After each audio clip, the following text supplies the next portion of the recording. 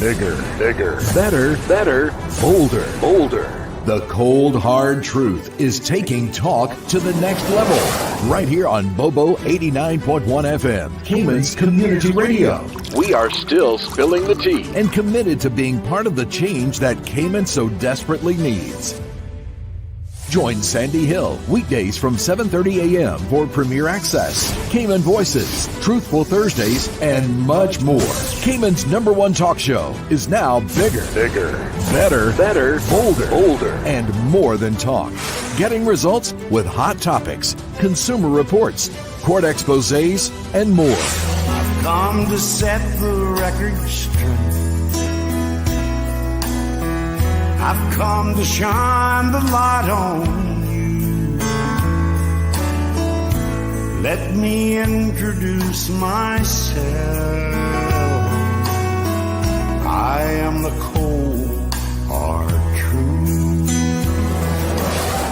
Now, from the CMR studio in Grand Cayman, Live, direct. it's the cold, hard truth. Now, join the conversation on 345-936-2626. That number again is 345-936-2626.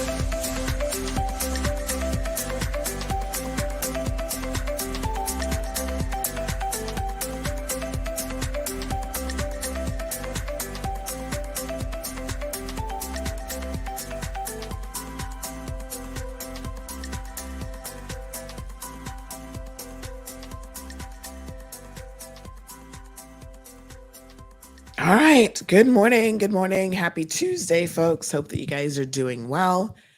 As you can hear, I am here. Oh my gosh, you have to forgive me for this cold, but geez, I'm peace. I tell you what, worse than COVID. Yes. It's given me a little bit of a run for my money. So that's okay. We'll not stop the show. We will continue on. Good morning to everybody. How's everybody doing this morning? So let's have a look. We've got Evelyn, who is locked on and live. Thank you so much, Miss Evelyn, for joining us. We have Olivia, who is also here this morning. Keyman Detailing is joining us. Big shout out to our Windsor Park crew, by the way. Lots of them are also tuned in this morning. Miss Bonnie from East End is normally here. Keyman Detailing is here as well. And of course, Wee has it locked. And good morning to Deania. I always feel like I'm getting this name wrong. Listening from the UK. Hey, how are you? It's in the afternoon there in the UK. You know, we have a whole UK following, folks, that they join us every single afternoon their time as well. So thank you guys so much. And Aliano, part of the Windsor Park crew, is here this morning. Good morning, Aliano. How are you? And of course, Mr. Robert Ebanks also has it locked here on the show. So lots going on this morning in terms of court. Of course, you guys can hear my voice. It's still, I felt like I had a better night's sleep last night, but I'm kind of toggling between congestion and then, drainage and then congestion. But last night actually wasn't too bad. I was able to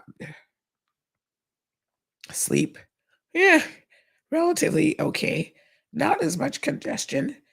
This morning I got up a little bit earlier and did my whole Vicks thing. So now as I start to talk, of course, that irritates the sinuses, right? So just the act of talking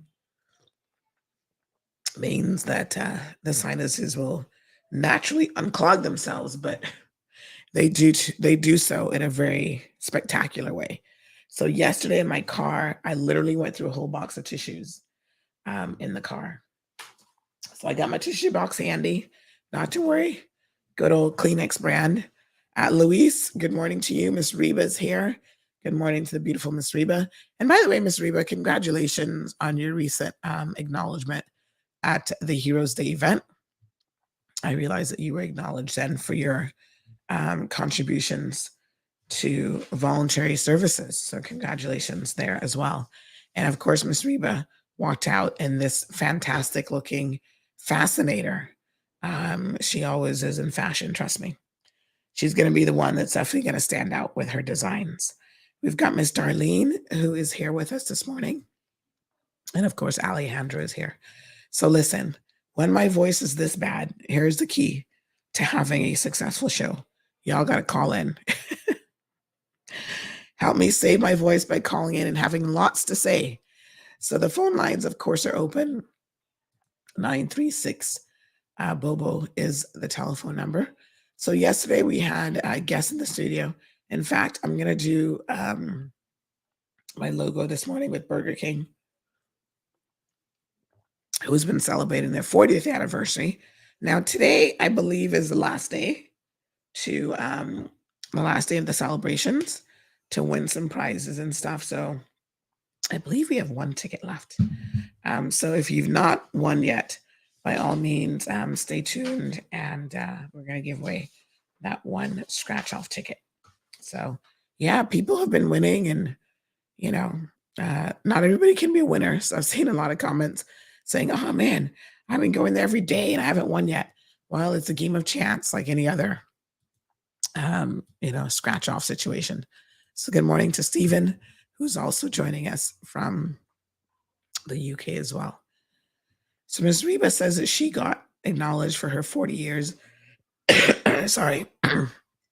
of being in Badabanu. And she says, I can make you one of those hats. Thank you, Miss Reba. We definitely need to sit down soon and have a chat. Mr. Amelia is in the house. She says, morning, honey child. Have a blessed and victorious day in the Lord. Miss Bonnie is here. Alejandra says, I didn't win a thing, yo. I went all month buying Whoppers and chicken sandwiches. Oh, Lord. So this person says, good morning. OMG, you sound bad. You need some white rum, honey, and lime. Yeah, I feel like I might just need the white rum at this point. Good morning to Felicia. So I think it's just, it's like a head cold, but it's like a spectacular one in the sense that it's just like my sinus cavities. So a little bit crazy. So yeah. Whew, what a mess. All right. So this morning, there's a couple things going on in court. We're going to be talking about some of those, the topics that we have on our agenda this morning. We've got foreigners and firearms, cash for Cuddles, dog attacks, and illegal beach vendors. So let's start off with the foreigners and firearms. So, of course, if you see me just sort of very randomly drop in a commercial or our beloved ILK ad, that means that I just need a moment to try to get my sinuses cleared out, which I'm going to do right now. So big shout out to Burger King. Whopping news! Burger King Cayman is turning 40 years old and celebrating by giving away over $40,000 of prizes. Just spend $4 to receive a scratch card for your chance to win thousands of food prizes, Burger King merch, and the king of prizes, 10 cash prizes of $1,982. From December 23rd till February 1st, visit your favorite BK location to win big with Burger King's 40th anniversary. Terms and conditions apply.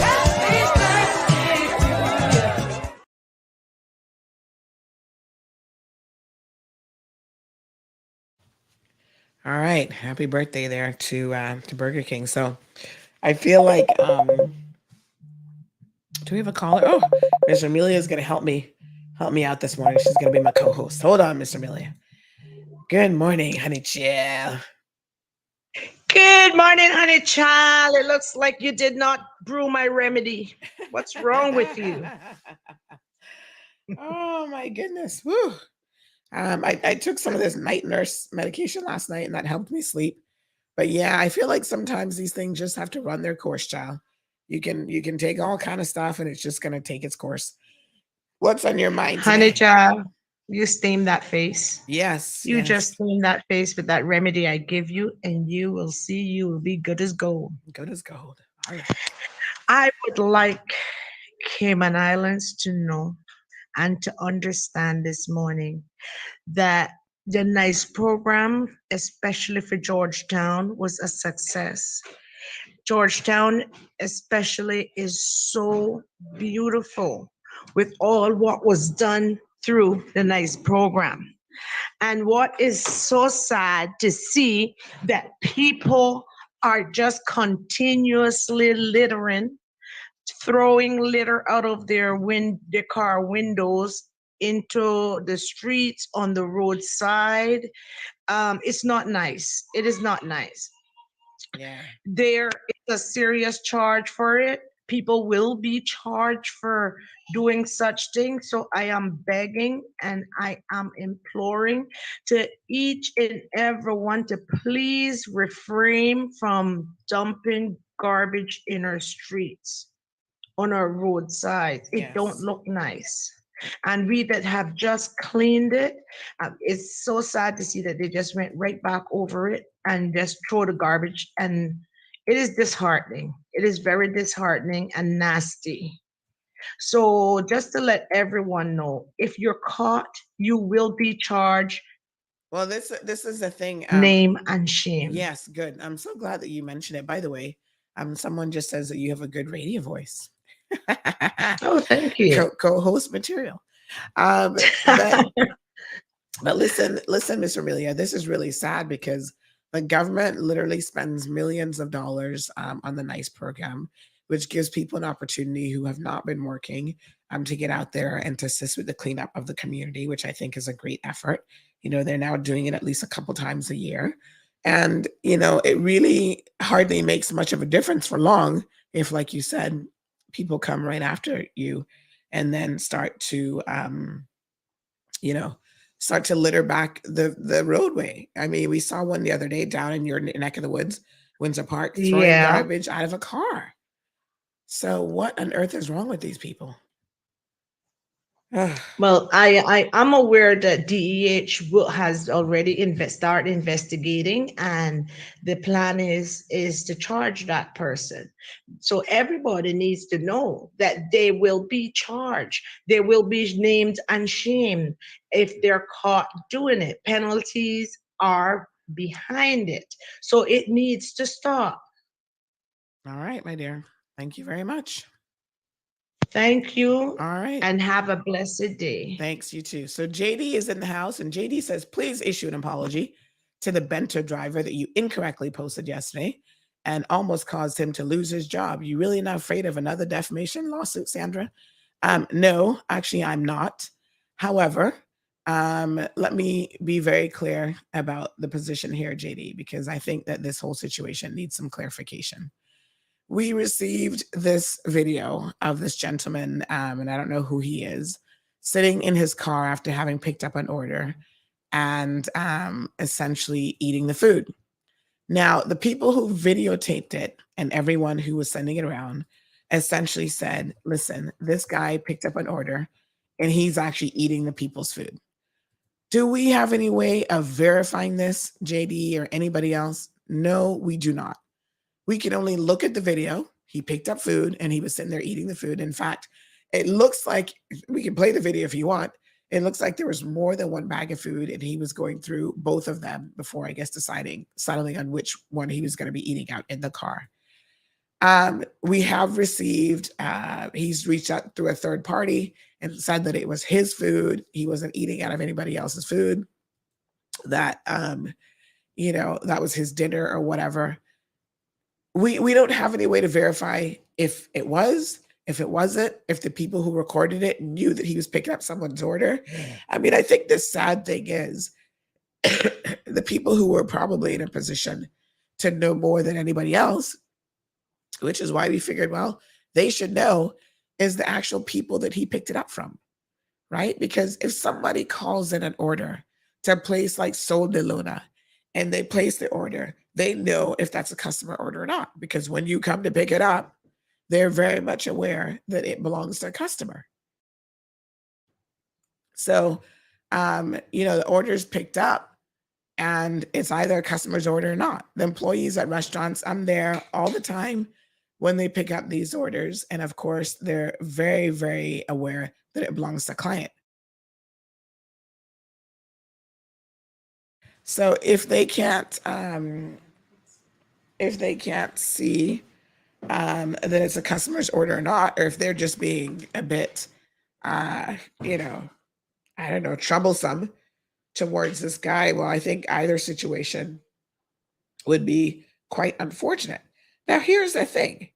Um, Setting aside this individual video, the question of whether or not this is possible or people doing this, I think there's a few people who, in the final analysis, we decide to give him the benefit of the doubt and to go ahead and take the video down.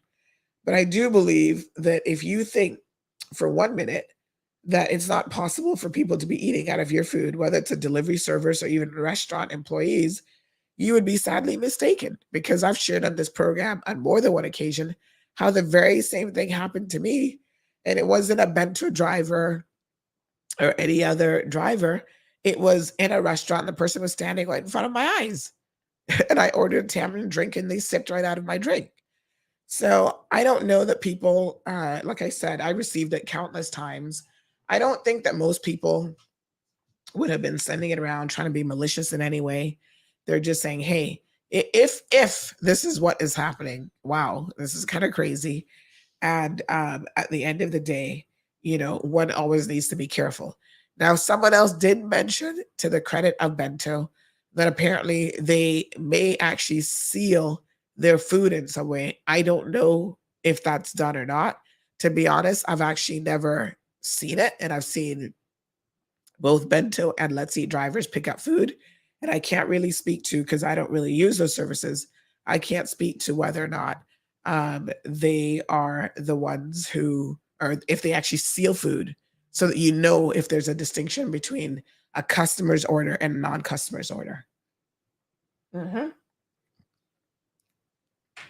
So of course, if we got it wrong, we are not too big to apologize, and we would definitely apologize to that young man. If his employer knows for certain, and this is really easy, I don't know why his job would be jeopardized, because the employer would know if at any point was he picking up a recent order at Sol de Luna. And if he wasn't picking up an order, then this is an open and shut case, and there's no need for any further concern. However, the fact, again, that somebody was recording it, and at least the people who worked where he picked up the food had a very strong suspicion that he was actually eating a customer's order. I think there could be some protocols that are put in place that, at the very minimum, addresses the perception of that even happening.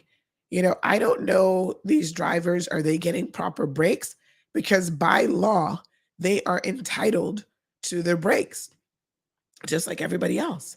So there shouldn't be any reason why this poor guy in the first place is having to sit in his car as a driver and take his break and eat his food and come under any suspicion.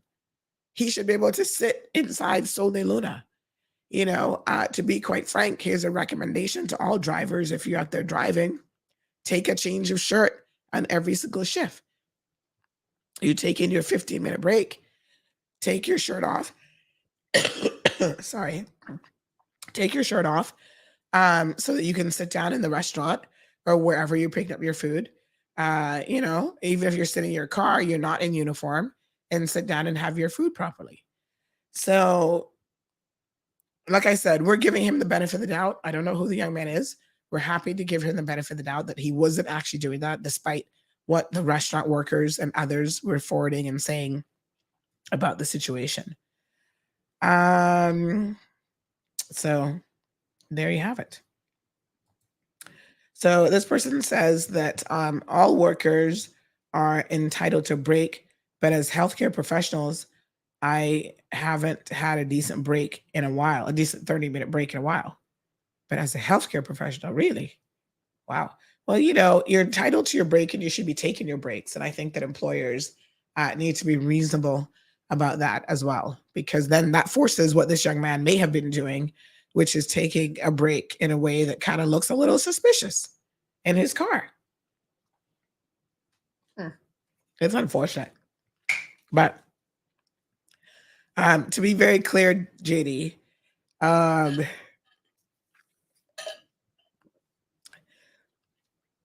there were a lot of people who Miss Darlene says that she doesn't know how anyone could have drawn that conclusion that it was not his own food. Well, I can tell you the vast majority of people who were circulating it, that was the exact conclusion that they were drawing. And it doesn't mean that it's the right conclusion, but it certainly shows you in this day and age what happens when someone grabs a hold of a video.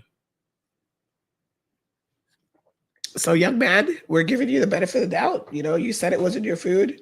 Other people said it's not your food. So, yes, absolutely, we apologize. But I do think that, you know, you need to be taking proper breaks. And I don't know that sitting in your car having to wolf down your food real quick and then put it back. You know, I think that it was the way in which, you know, it looked and people said, no. That's definitely not his food. You see, he's kind of going through two bags as though he's like trying to see what's in it. Well, I suppose if he ordered more than one bag of food for himself, that might have been why he was doing that. But there was quite a bit of commentary that came from the staff. It was all in Spanish of this young man, again, you know, trying to eat his food. Another person mentioned that if it was a bento order, that he would have secured it in their keep warm containers, which I believe is what finally led me to believe that this is probably the case. And it's unfortunate that this young man is probably out there hustling really, really hard and working and being subjected to this sort of thing. And it does look like the video was taken sort of in the middle of the day. So, you know, again, the staff at Sol de Luna certainly concluded that it was not his order. And like I said, I would have thought that they would be in a position more than anybody else to come to that conclusion since he's ordering the food from them. So I don't know. And I mean, they went to quite a bit of trouble to actually put this video together. So you feel like either somebody's just trying to be malicious in some way, which I hope isn't the case, or they genuinely thought that he was eating people's foods. And I don't know why they would have drawn that conclusion if they didn't have a bit more information to go off of. So Jonathan says, sounds like you have a touch of the Rhoda, or is it my voodoo kicking in? Jonathan, I'm happy to tell you that it is actually neither of those things. Dennison Tibbetts is in the house. Good morning to you. Says, can we all call home? And that includes Cayman Brack and Little Cayman. Blessings to you all. We all stay safe now. Thank you very much for those kind words. So 936 Bobo is the telephone number. So, you know, take your breaks, folks. I mean, it's unfortunate that people feel like they're not even entitled to a proper break. You are entitled to a break by law.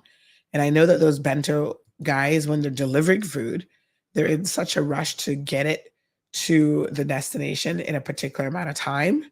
But you know, they need to be able to say, hey, I'm clocking off. I'm taking off right now. And you know, I'm taking my 15 minutes and I'm not taking any orders. I can't pick any orders up. And you know, like I said, I would suggest a couple changes to make it obvious that he is on his break. And I think taking the uniform off is one of the things that you can certainly do. So Jonathan says it was probably the other delivery company that put the video out, trying to give them a bad name. And again, this is unfortunate because it wasn't the other delivery company recording this. It would have been people at Sol de Luna. So, interesting. What a mess, child. Is everything's that crazy where the competition would be trying to do something like that to their competitors? I mean, I hope not. My God. All right, so young man, next time enjoy your lunch. You know, I mean, I don't know what to say. Sit down properly somewhere. Yeah. Good morning to Karen, who's also joining us from the UK. So over the weekend, we got word that someone was traveling into the Cayman Islands, and they were found to have in their possession several firearms. So, of course, the immediate response to this was that I started getting a lot of messages to say, you know, what on earth is this? Once again, a foreigner is coming to the Cayman Islands with unlicensed firearm. And just as an aside, Alejandro says, can I ask all my dedicated drivers of the Cayman Islands to please use their indicators? We're not bored with telepathy. Yes, indeed. So no one is surprised that we continue to have people come in with firearms. I think what has people most spectacularly annoyed is the fact that literally they get away with it. I mean, I'm shocked at every single instance of a foreigner, a visitor, even, listen, the last person was a resident in this jurisdiction on Cayman Brac, and he still got away with like a fine. I'm like, how the hell? Let me try to remember his name now. Oh God, he was a Brac guy. Hold on. His name here. So, I mean, there does seem to be some sort of a discrepancy. People saying to me, can you try to yes, let me get his name. People are saying, oh, can you get the judiciary on the show in order to answer these questions about how it's possible? And I tell you what, it's really quite shocking, to be honest, because on the face of it, I believe that something else is amiss here, and I'm going to tell you what that is in just a second.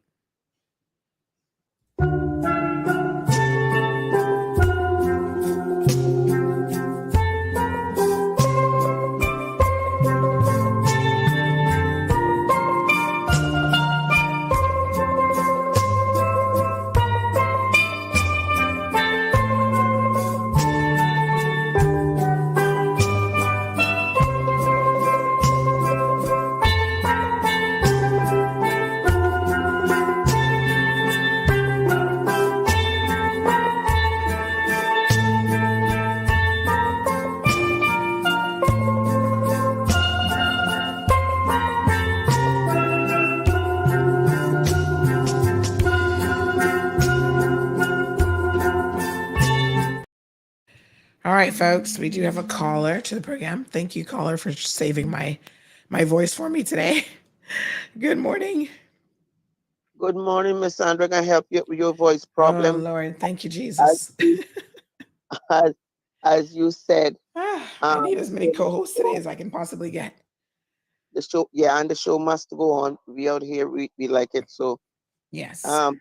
let me say something about the food handling situation. Well, first of all, Mrs. Hill, I think you covered that issue adequately.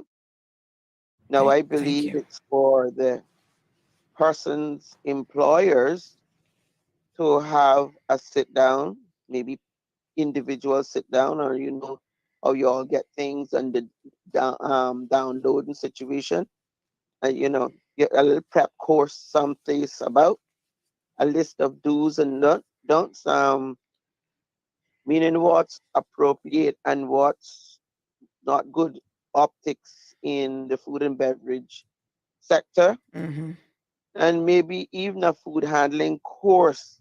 I think BOE is the agency that puts that on, because that, I mean, I not seeing anything, but I know that that kind of thing goes on used to go on in the industry anyway.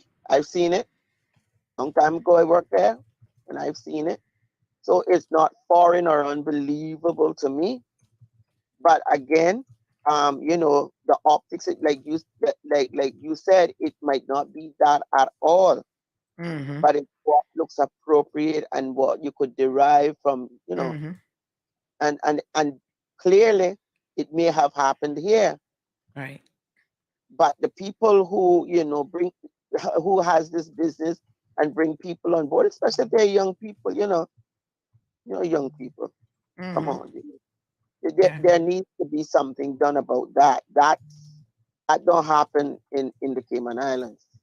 I'm just here to say it does not happen. And if this is a little look see at things, I hope the entire sector of food and beverage, and including DOE, all of these fancy restaurants and the not so fancy, the local ones around the corner, need Mm-hmm. to yeah, this does sound good on the air. And Yeah. also I'm just wondering what's happening in up there in Israel and Palestine with Mr. Blinken being there, and the demolitions they could continue. That's heartrending to me. Just wanted to say that publicly. All right, my dear. Thank you so But much. have a good show, and Thank thank you. you for you know being out there just for us again this Yes. morning. Thank you so Thanks. much. So, yeah, I mean, I think that again, I would encourage whoever owns bentos and whoever owns Let's Eat, and I don't know how many other delivery services that are out there, that you do set some protocols for how your staff like take their breaks, right? And I think the most obvious ones would be to have him or her, um, if they're on an official break, take their uniform off, walk with a spare shirt. So there's no like, oh my God, this person's at work or they're not at work, because the uniform could certainly give the impression that they're at work. So have them take the uniform off. I mean, obviously he has the right to eat in his car. It is his car if he so wishes to do so. But take your uniform off, fold it, put it in the back of the seat, put on a different shirt, go pick up your food and enjoy your lunch without having people speculate, which unfortunately people are going to do. Good morning, caller. Welcome to the program. Good morning, Sandy. Good morning. I sitting here and I listen to this and I say what a sad world that we're in now that we have someone everywhere that you turn, someone is ready to bring down someone, that Mm-hmm. not even sure what's going on. Yes, that's Just true. just just devouring each other. Isn't it sad? Now, you know, what about all of the good things that these drivers do? Get your food to you on time. When you're Mm, hungry, you're lazy, whatever the case is. mhm. Um, you know, how do you call or do you take a video and say, "Oh, Johnny boy just delivered my food on time. He was an excellent." Because I have met some of these young men, especially that came through, basketball, football that I've seen since I'm back here, and they're on the hustle. Yeah. Some of them on 3 jobs, Mhm. so to sit down and take a video of someone's that you're assuming that this is what's happened Yes. because there's really no proof based on what the video is saying is in my view. So I just think we just need to be a little kinder. And I have Yes. found that Cayman is just like a big ocean, just swallowing up a big whale, swallowing up everything, one killing the other, you know. This shouldn't even be a topic today because we don't know the situation. Yeah, those guys are there, but they're human. So they Mhm. gotta stop. They gotta have a meal, you know. So I don't know. It really bothers me when I see someone is always out there ready to condemn, ready to kill someone. Maybe there's Mm. someone set up now. Maybe he doing such a good job now, and maybe they got a family member that they want to put into the job. It's so much. It's so much things. And Kim, man, we're so small, but we're so divided. Yeah. So I just want to say, you know what? Get some good videos out with those Mhm. guys hopping up on your step or at your desk or whatever, and bringing your meals hot to you, and appreciate them. Appreciate them. Yeah. That's what I want to say. They do a good Okay. job. I appreciate that. Okay, I don't use their service, but Yeah. I watch them, and I love to see, especially some of the young guys that I know coming from far. When I ask, "Hey, how you doing?" "Oh, miss, I got 3 jobs. I doing bento, Yes. and then I do this, and I got a little bit, and you know, That's what we need to talk about. That's what we need to talk about. Mhm. All right, Sandy. Thank you. Appreciate it, my dear. And of course, I agree with that caller. Positivity is so much more needed, but the world that we live in, and unfortunately, it's not just Cayman. The world that we live in does I don't want to use the word thrive, but we're all spectators, and we certainly don't mind sitting down and having a look at a situation, and oftentimes jump into conclusions, and the conclusions may not be correct. Now, this situation, which we are very much a part of in terms of social media, is a bit of a double-edged sword. It's the way that we get a lot of our information, a lot of our leads and stories is from people out in the community. And I, for one, and the vast majority of instances, I'm very, very glad that people have access to videos on their phones, that they can record someone. They have access to cameras and other stuff, because I tell you what, we have assisted more than we've certainly gotten it wrong. And I think, generally speaking, this is applicable in the wider community. That the vast majority of people are not nasty people. They're not out there trying to take a job from someone who's on the grind, on the hustle, and trying to work really, really hard. But to the contrary, we're trying to hold people accountable. And so, a lot of times people are sending us stuff because they feel like there's no other real accountability out there. They can't complain to companies often, and they're going to respond in the most appropriate way. And so, they spread it amongst each other with hopes of it indeed getting a wider audience for people to then question it. But as the caller and JD have rightfully pointed out, in this instance, we need to give this young man the benefit of the doubt, because there's some indicators here that what this appears to be is probably not actually the situation at all. But think about every single day that we get a photo of someone parked in a handicapped spot, as we did yesterday over by Regatta. Yeah. This person not only was parked in a handicapped spot and stayed there, but the person was able to say that when they came out from the water company, they saw a person who was actually handicapped 2 spots over, trying to get out of their car, while this person who's driving a BMW with no handicap sticker, are actually parked where they shouldn't be parked. So in 99% of the cases, I must tell you that the people who are taking photos and sending stuff are actually doing a bit of a citizen policing, and they're doing a very, very good job. They're making observations, whether it's a hit and run in the parking lot or whatever. They're capturing information in moments that we ordinarily would never have a degree of insight to. Yes, do sometimes innocent people get caught up in the everybody's trying to be a police or everybody's trying to be a detective, and they don't always get it right? Absolutely. And to the caller's last point, I do want to say this as well, because I know a lot of people tend to harp on the negative stories, right, as what tends to draw a lot of attention. But it has actually been my personal observation that the stories and the posts, even on our platform, that gets the most views and the most attention are the positive ones. We had the young man from Kirk Market the other day who was highlighted by someone who is, in the handicap or special needs community for really going above and beyond the call of duty to assist them or offering assistance with, making their way around and so on. That post, the last time I had a look at it, had over 2,500 people, and I think it reached well over 50,000 people who actually liked it. Hundreds commented and gave him a positive shout out. Bobo? Yes. So I think on the face of it, the people think that the negative stuff tends to gain more traction. As someone who actually sees the numbers at the back end, I can tell you that the positive posts are always the ones that people appreciate the most. Caller, good morning. Good morning again. Yes, ma'am. Okay, Mrs. Hill, I don't see where you did anything wrong. Listen, it is a judgment call. And sometimes, we're happy to say that there are times that we do get it wrong.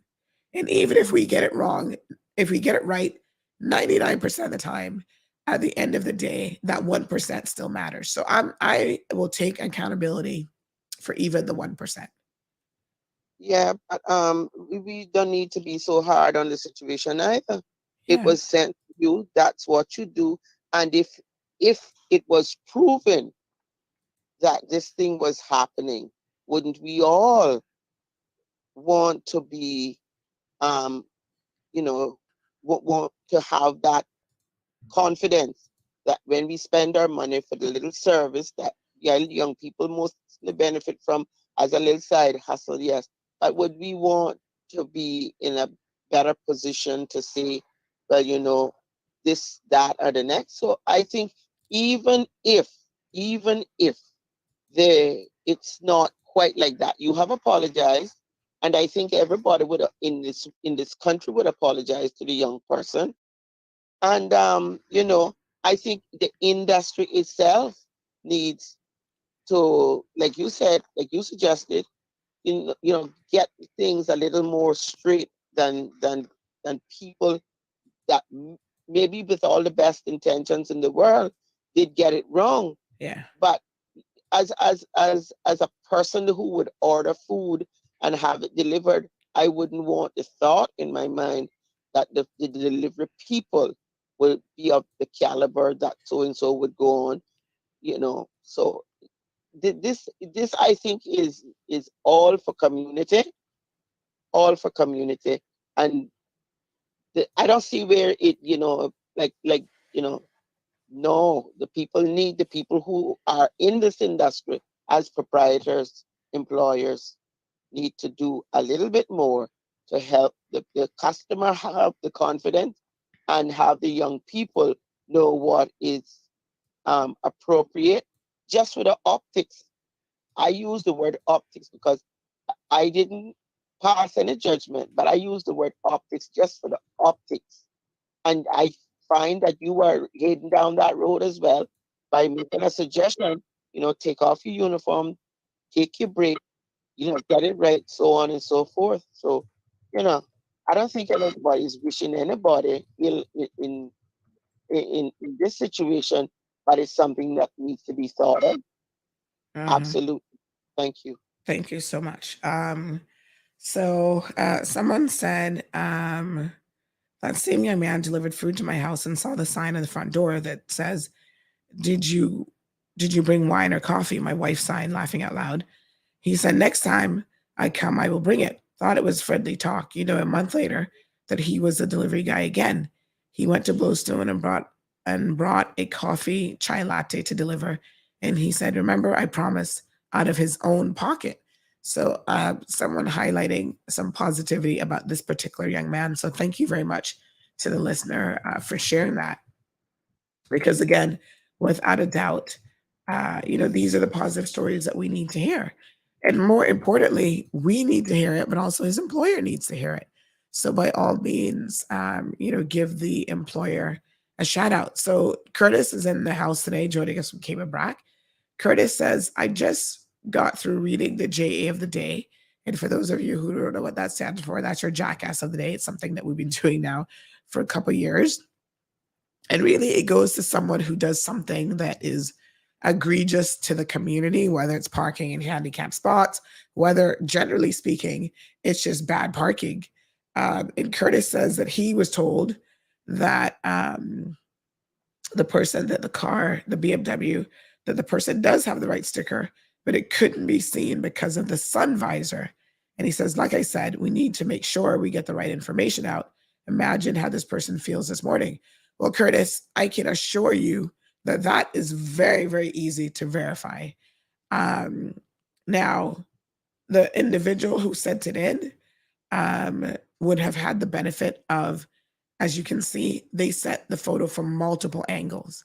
So they set a side photo as well as the front photo. So they didn't just send a front photo to their credit, right? They actually sent their side photo.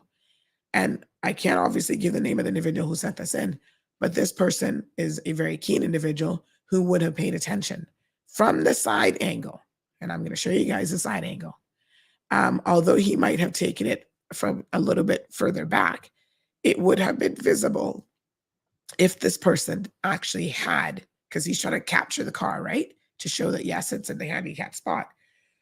It would have been obvious behind the visor if this person actually had a handicap sticker or not. So let me talk about this issue of people parking in handicap spots, because this continues to be a very, very problematic issue with people doing it all the time.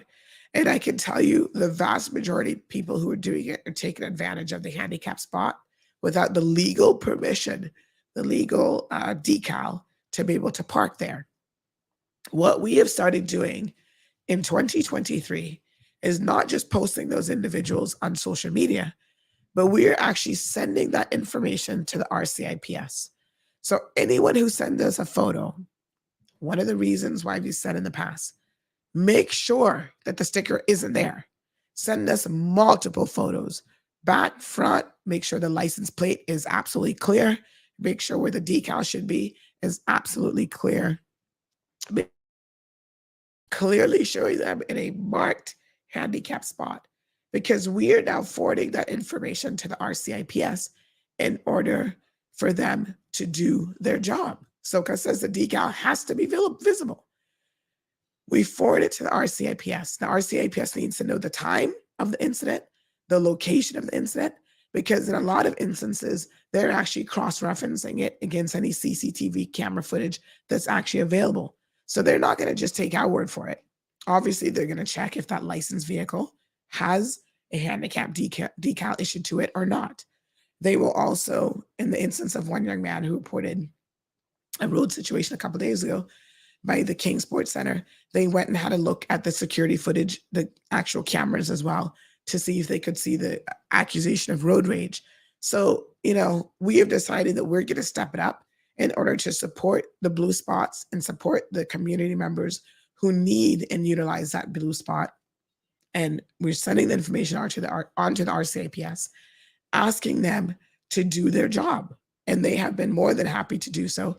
In fact, I'm dealing with one or two officers in particular, and then they come back and they report to us about whether or not it actually led to anything being done.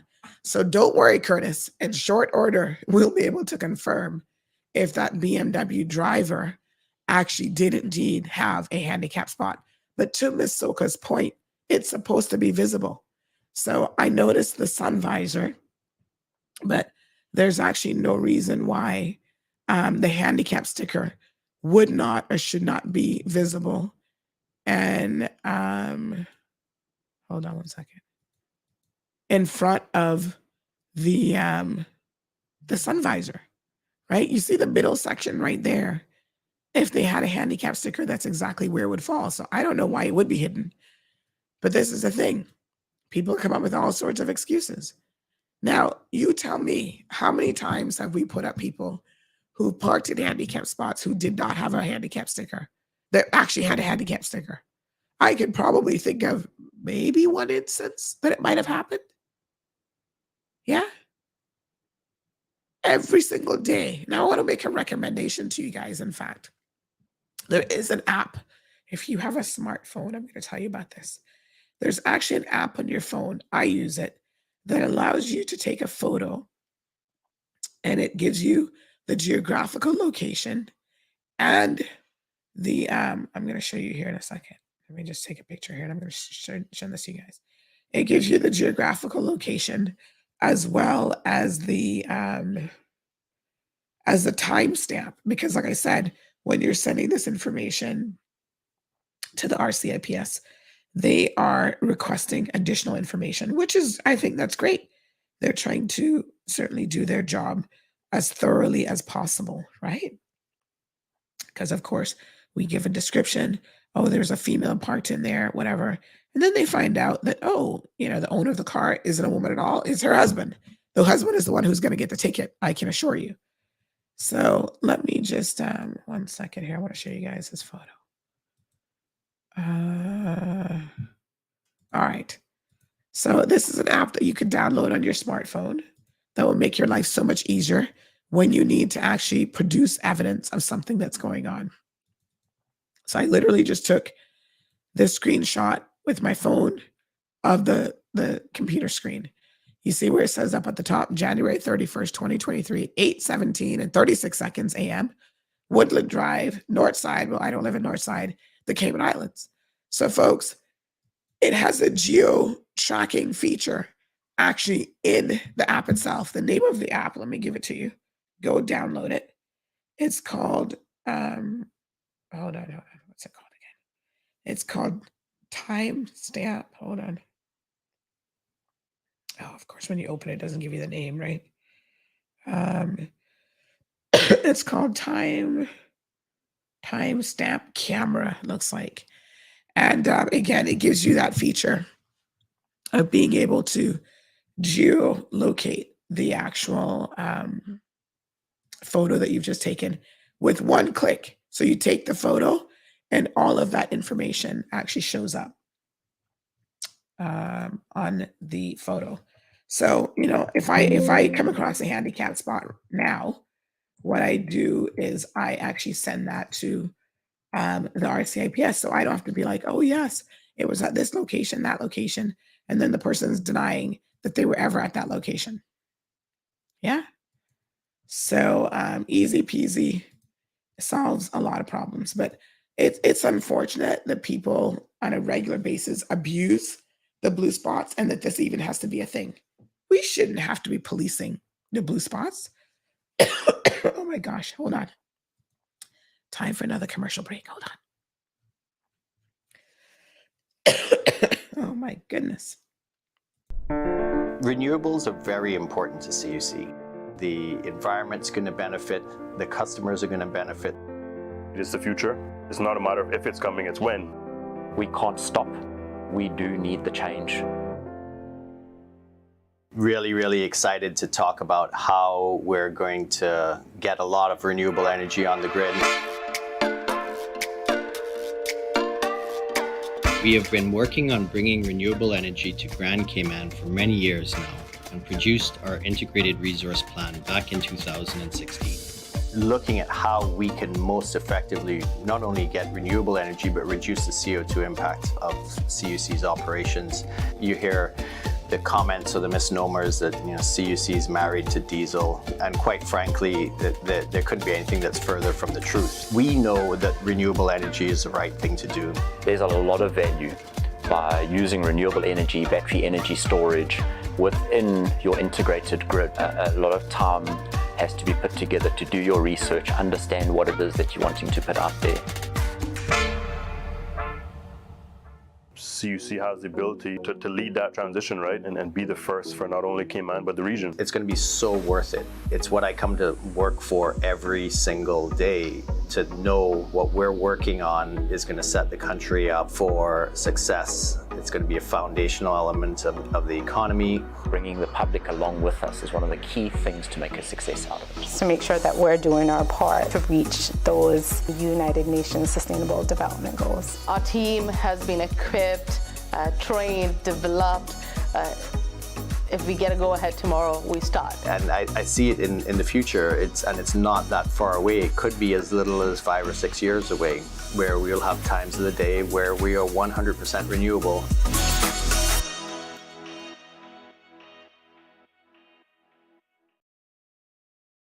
All right, folks. So yes, I think that in most cases, people actually do get it right. Of course, nobody's perfect. No platform is perfect. And we certainly don't say that we are in any way, shape, or form. Someone is asking, why don't people take photos of people littering? I see the litter, but I don't see the person littering. I think littering can be a little bit tricky. And there are times that we do get them. And when we get them, we put them up. So we've had videos, folks, just in December that we put up of people littering after the bulk cleanup. And as a result of that, the RCIPS issued a statement about stop littering, please. And also that they were going to prosecute those individuals. They were going to fine them or whatever.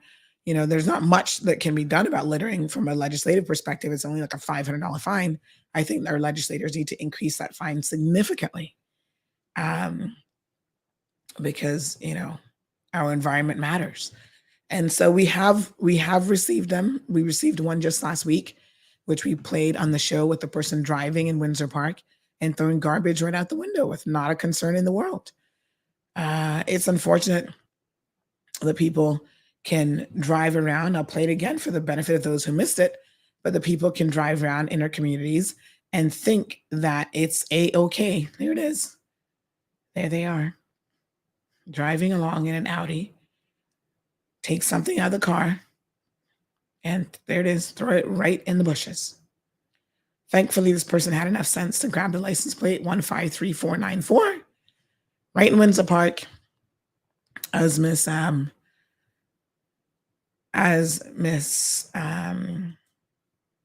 Romelia said this morning. You know, this is right in the middle of them doing a government-sponsored, nice program, community cleanup, which literally cost the government millions of dollars. And people come right after the cleanup and throwing garbage in the bushes, throwing garbage on the roadways. And so, you know, if you catch it, and by the way, that app that I was just telling you about, this camera app, does indeed have a video feature as well, so that you can do that. You know, and so it'll record it as well as take still photos. So Ms. Morna says, I agree. I totally agree with the caller. We just need to put people, we just like to put people down instead of lifting people up. Sad. And again, I don't think that that's the vast majority of people. I mean, we receive messages all the time. There was the one the other day from the mother talking about her child is a bagger at the grocery store and is saving money to pay for their own orthodontic treatment. And again, you know, that post got an enormous amount of support. There were actually people who came forward who said, I would like to help that parent and that young person pay for their treatments. And so, oh God. And they were even offering that type of assistance.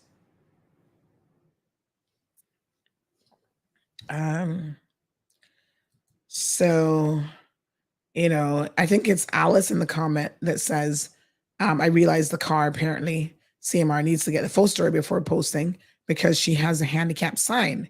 She has rights to use any handicap space that's available. Well, show us where the sign is visible. You can have it. Listen, the law is very, very clear. You can have access to handicap sticker, but if you do not put it where it's supposed to be, which is where it should be extremely visible, then at the end of the day, you're still not following the law. And if people, you know, as a result of that, take a photo of you and post it up, well, honestly, what do you expect? Now, let me ask a question. Are the handicap decals not stuck on the mirror itself? So even if a sun visor is there, because I know we've obviously changed the registration stickers now. Have the sun, let me ask somebody who would know this actually. Has the handicap decals changed in any way, and how are they placed?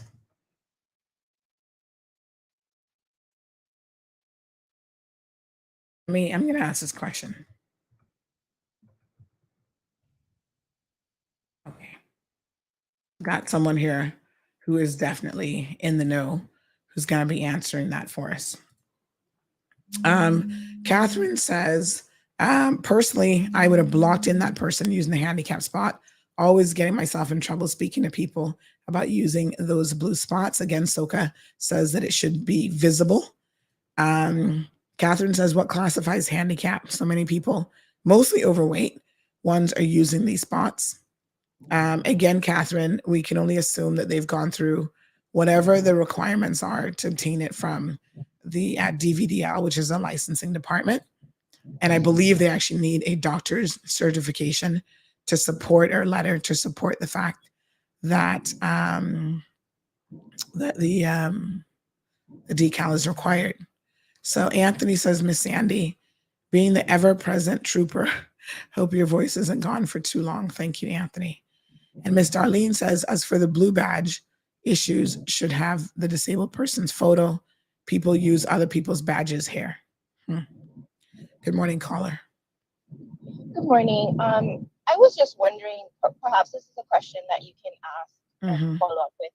Is there any way possible for them to have a better way to identify like a handicap license plate, for instance? Because I know someone who is handicapped and they have to have the little handicap sticker or whatever you call it, and they come like I don't know if it's changed, but they used to come like it's like a piece of paper, and they get destroyed unless you take it upon yourself to laminate it, and then each time you get a new one, you have to pay for it. And so I can see where maybe someone it tore off and they couldn't hang it on the rear view mirror. You know, I'm not saying they shouldn't still make an effort to make it visible because you can find ways, but in their defense, those little, if they're the same as they used to be, they're not very durable. Yeah. So maybe that's a good point. BBDL or someone could do something a better way to, I don't know, maybe a handicap license. I don't know. I'm just throwing something out there, but yeah, in their defense, I can see. Yeah, we'll certainly inquire about that. Thank you for those suggestions. Thank you. All right, my dear. So yeah, I mean, I think that's a great suggestion and some good questions. I'm afraid that I don't know very much about it. I was just asking someone who I know has one as well, sort of what they look like these days, and they say that thankfully they no longer need it. Do they come with a renewal or expiration date? I don't even know. It'd be great to have some answers from DVDL. I'm just trying to have a look at their website to see if we can find any useful information as it relates to the handicap decals. But yeah, they should be even license plate specific, you know, because are you registering it for a particular car or is it just the individual that can, you know? So this person says DVDL does issue a disabled license plate for persons who are permanently disabled. So that's good to know because I was kind of just wondering that myself. Good morning, caller. Good morning, Sunday. You know, let's take our mind off of some of the bad drivers here, and let's talk about some of the bad pedestrians as well, because we got some of them that they be on their phone. Like this morning, I would have knocked down one of them because I'm entering in a place, and this person on his phone just like literally cluelessly walks across the road when I'm trying to turn in, and I'm like, I mean, I see him, but then he's like telling me to go. I'm like, no man, go, because if I move, you gonna move too. You know, like we have some people that just unaware of their surroundings sometimes, and they also do it on the pedestrian crosses. Some of them they don't even look right or left. I'm wondering if they went to school, and you know, like you just literally walk across, don't even press the button, and that puts me in a panic mode where I have to literally slam my brakes just so that I can respond to their clueless reaction. They don't even understand that we don't have to stop if they don't press the button, you know. You don't have to stop. They just literally walks across. And then, you know, another one that is really bad, before you get to Lone Star, the pedestrian cross where the hotel have the bridge overhanging the road. I don't know why they don't use that anymore, and not my problem. But these people literally, they don't even use the pedestrian cross. They literally just walks right across the road like it's okay, like we are obligated to have to slow down for them. We have to talk to some pedestrians as well when we see them, because they mightn't be on the road driving around like us and on the radio listening to your talk show, but they have friends that listen. All right. So, thanks very much, caller. Appreciate it. We're playing chicken around the place. Yeah. Well, you know what happened to the chicken when he crossed the street and didn't look both ways. All right. So we're getting some clarification this morning from our listeners to the program. So thank you guys so much. Like I said, you guys are like my little co-hosts giving me information. So one person says the DVDL does issue a disabled license plate for persons who are permanently disabled. And the disabled decal is issued to a person who has a disability. but these have an expiration date. Interesting. So from someone who's definitely in the know at DVDL, they said the plates are for vehicles who transport disabled individuals, and temporary disabled tags are given to people who are temporarily disabled. The period of time is determined by a doctor. So in other words, they get a doctor's thing. But that's interesting because, I mean, I've never seen one up close, to be quite frank and honest, to see what the expiration date is on it. And most people, if you just stick it there, nobody's going to go and see like, oh, well, let's see now if it's actually expired. So no one's checking expiration dates. So hopefully no one is abusing the expiration date on these decals. So again, you've got permanent plates that are available for vehicles that transport disabled individuals. And then you have temporary disabled tags. So it can be given to either the person or the car in both of those instances.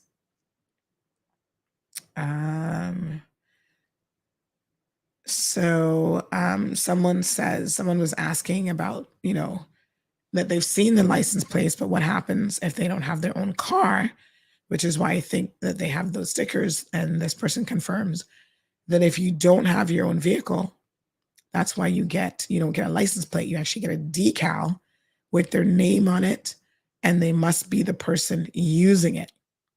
This person also goes on to say that in Florida, the DMV issues disabled parking permits in the same fashion of Cayman that hangs from the rear view mirror. And it has the person's driver's license number printed on it to ensure that they're not sharing, there's no sharing of decals. Okay. Well, that's a bit of education this morning on blue spots.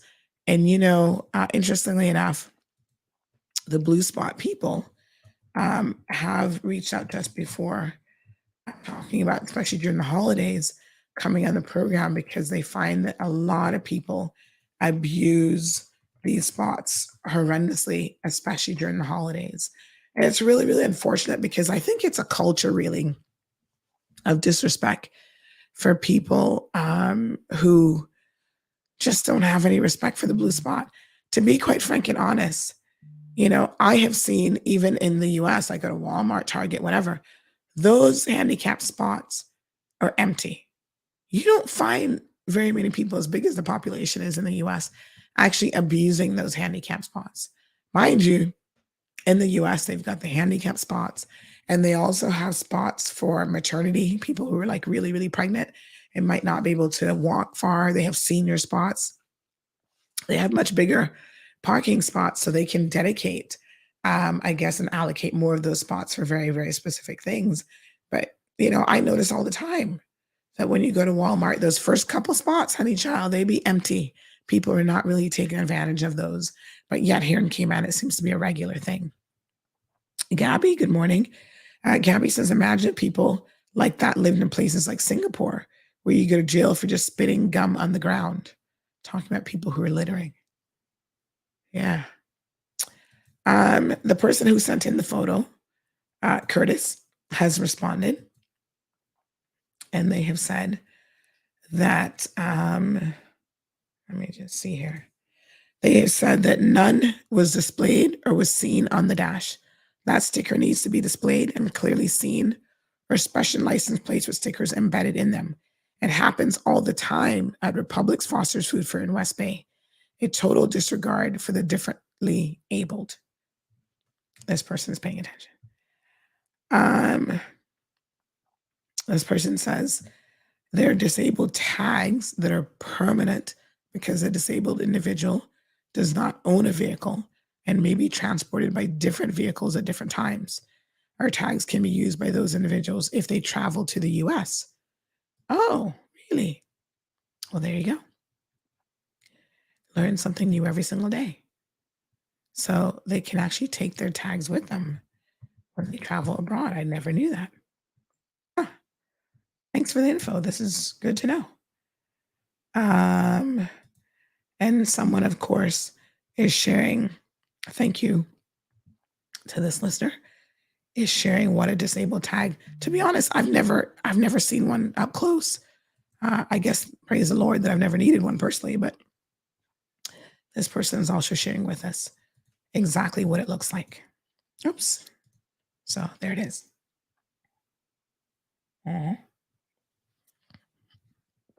So you see the size of this decal, Curtis. There's no reason why that would not have been visible from a side window or a front window, even if that sun visor was up. I mean, let's just be honest here, right? In fact, the sun visor would push that up towards the window, as opposed to it being behind the sun visor, which wouldn't make any sense if you were a handicapped person that also had common sense. I'm just saying, we'd be looking for excuses for these people, and I don't know. K-Man Detailing, good morning. Says, good morning, Sandra. There's a blue BMW that parks on West Bay Road. The hole where the human excrement came from that took those pictures and sent them to you. I want to know. The hole where the human excrement came from that took those pictures and sent them to you. I want them to know this is not a toilet where they should be in. I think it's personal and that human waste should mind their own business. However, Sandra, they should not be using you for their personal agenda. That car has been parking there for 2 years. Also, there's actually a handicap sticker in the window. This is no way for, and then it says ... So to be very clear, caller, I actually know the individual who sent the picture in, and I can tell you that there is, I mean, the language here of how you're describing this person is a bit strong. There is zero malice on this person's part. If they didn't see it, and if it's not visible, as they have said, the photos don't show that it's visible, then I think that that's problematic.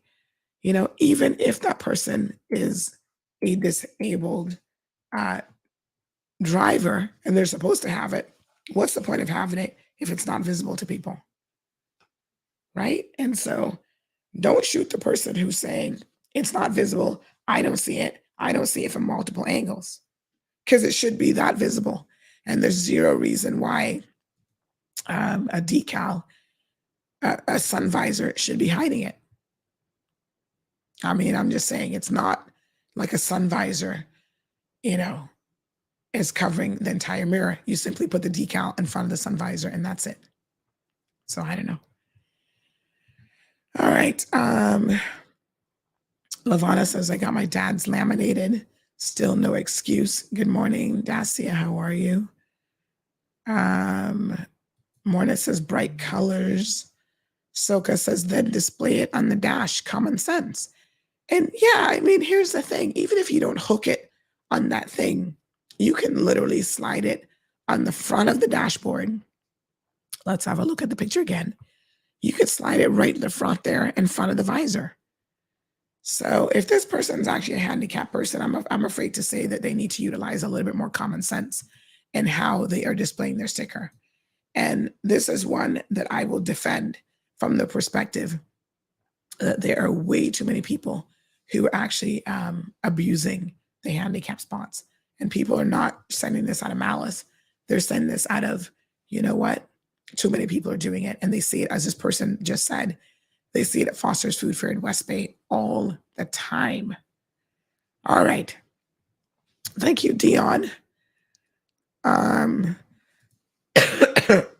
Sorry, Miss Olive agrees with that last caller about pedestrians. You know, pedestrians have a responsibility as well, folks. Jonathan says, enough of the handicap stickers. Let's get on to the firearm stories. All right, let's move on. I agree. Jim says, you sound like a whiskey tenor this morning. I think I need whiskey this morning is what it is.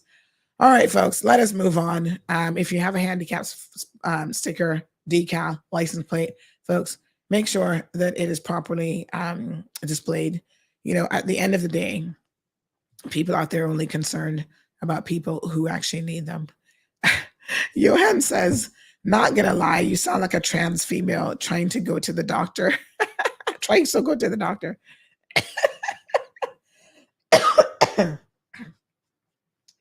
Johan, try and behave yourself. Lord Jesus, this boy not got no behavior. No behavior at all. Anyway, all right, let's get it. Maybe they need more than one sticker. They need one in the front and one in the back. All right. Foreigners with firearms. What can I say? Hot mess. Listen, over the weekend, like I said, a number of people reached out and they said, Sandy, this guy is going to get a slap on the wrist as usual. Nothing's going to happen to him. And you know what? I actually have to agree. I'm not expecting much of anything, unfortunately, because history has taught me that if you are a foreigner, even a foreigner that is quote unquote resident in Cayman, you are not going to get the 10-year minimum or 10-year mandatory or the 7-year mandatory. So let's break it down and I'll give you some examples and exactly why we say that and why I believe that. So good morning, Ms. Carlington. Mr. Carlington, it looks like, who's joining us from Jamaica this morning as well. So let me take just another quick break and then we'll get into this one. Crichton Properties is one of Cayman's most trusted real estate companies for over 50 years. We offer a diverse selection of property listings and help our clients navigate the world of buying or selling their properties with confidence. Crichton is a name you can trust with our excellent customer service and family-friendly touch. Contact us today to list your home, land, or condo for sale by calling 949-5250 or email info@crichtonproperties.com. Crichton Properties, a trusted Cereba member. Recover Personal Injury Attorneys, helping injured people get what they deserve. Did you know that insurance companies have lawyers that represent their interests? Before signing and accepting any settlement, know your rights. Call us today for a free consultation at 924-9999. That's 924-9999. Recover. Your personal injury attorneys are on standby to assist.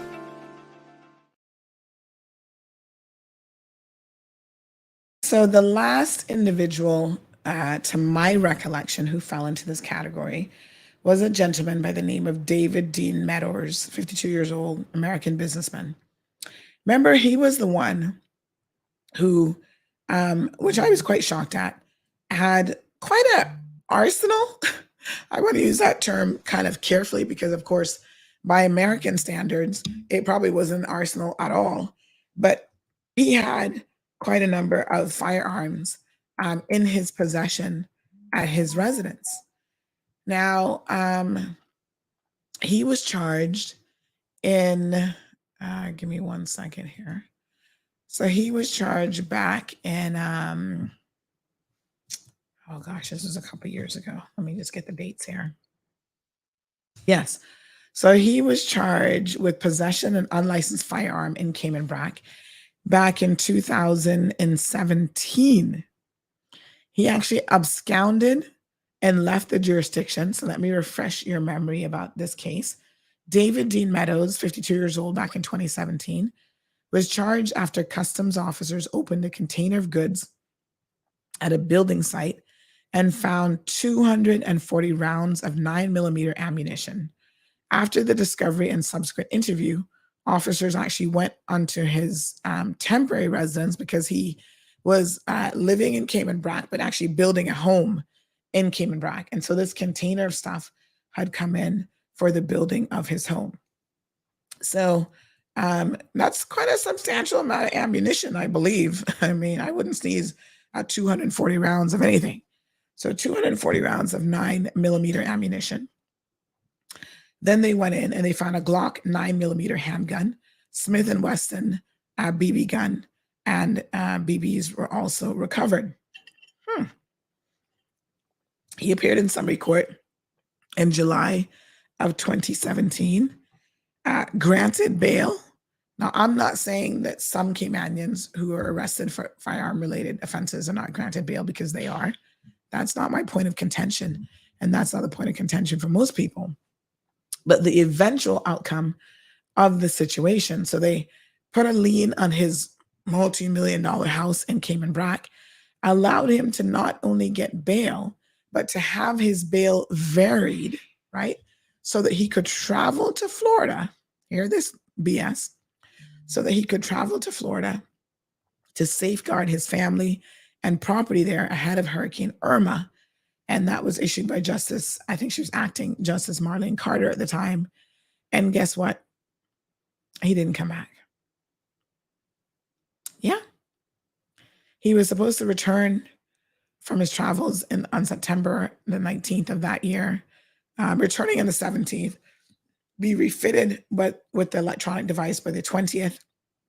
So bail was granted under what they thought was very strict conditions. Honey child, please.